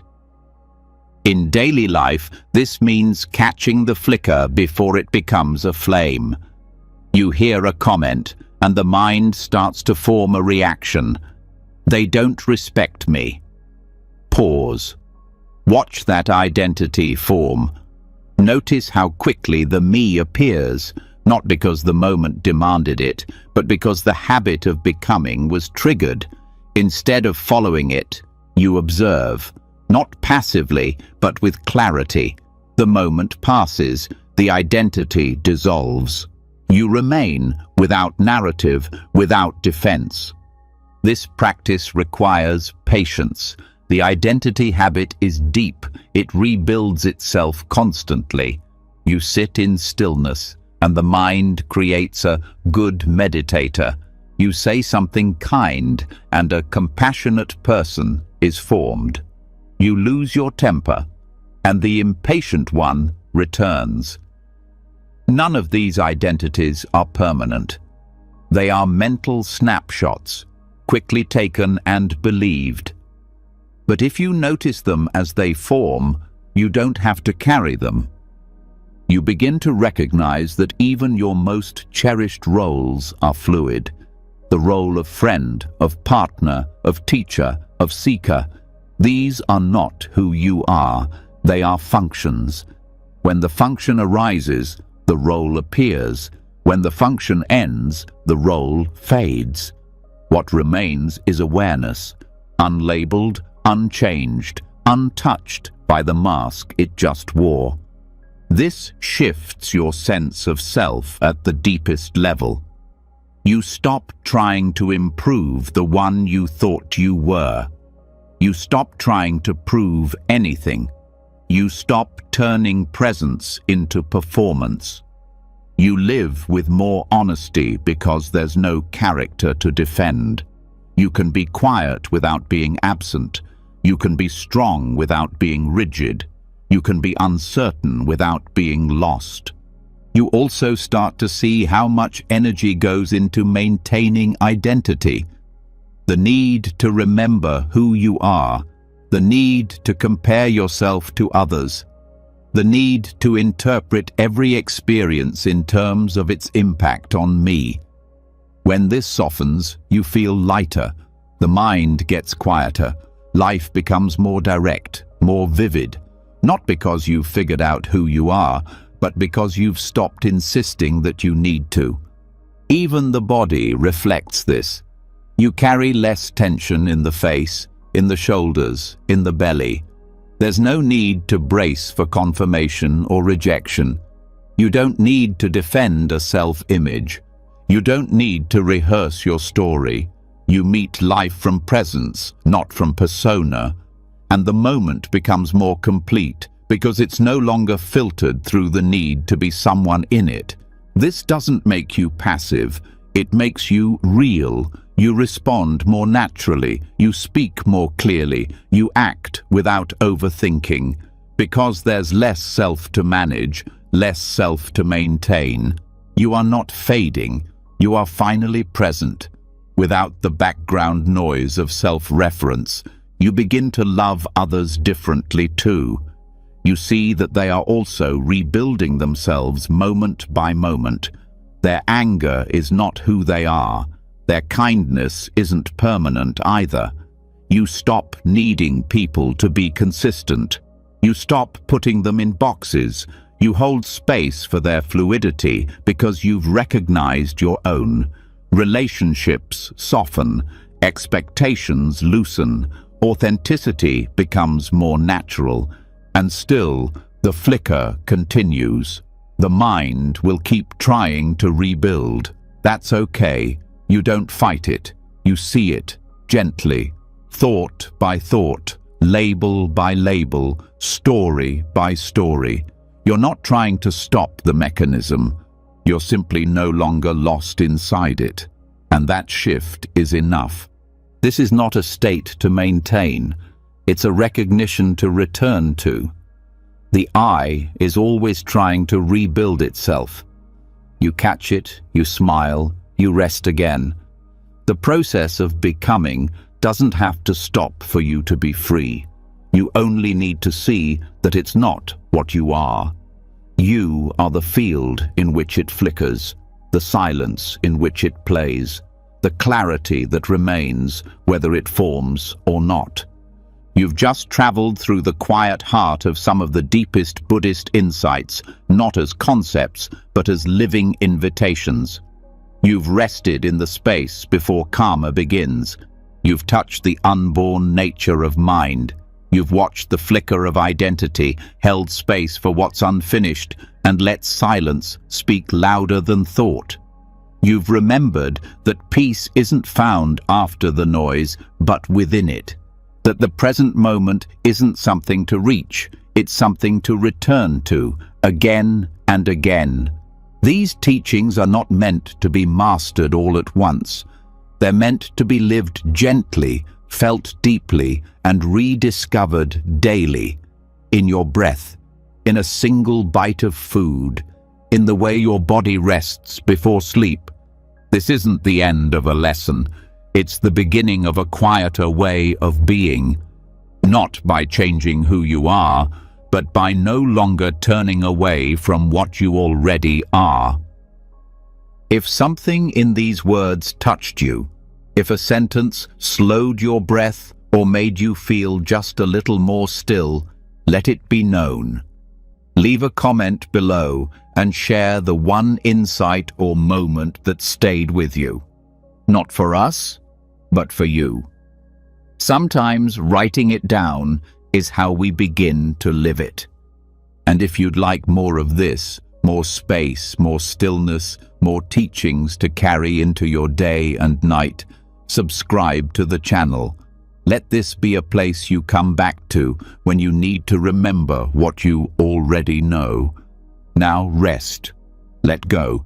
The present moment is still here, and it's enough.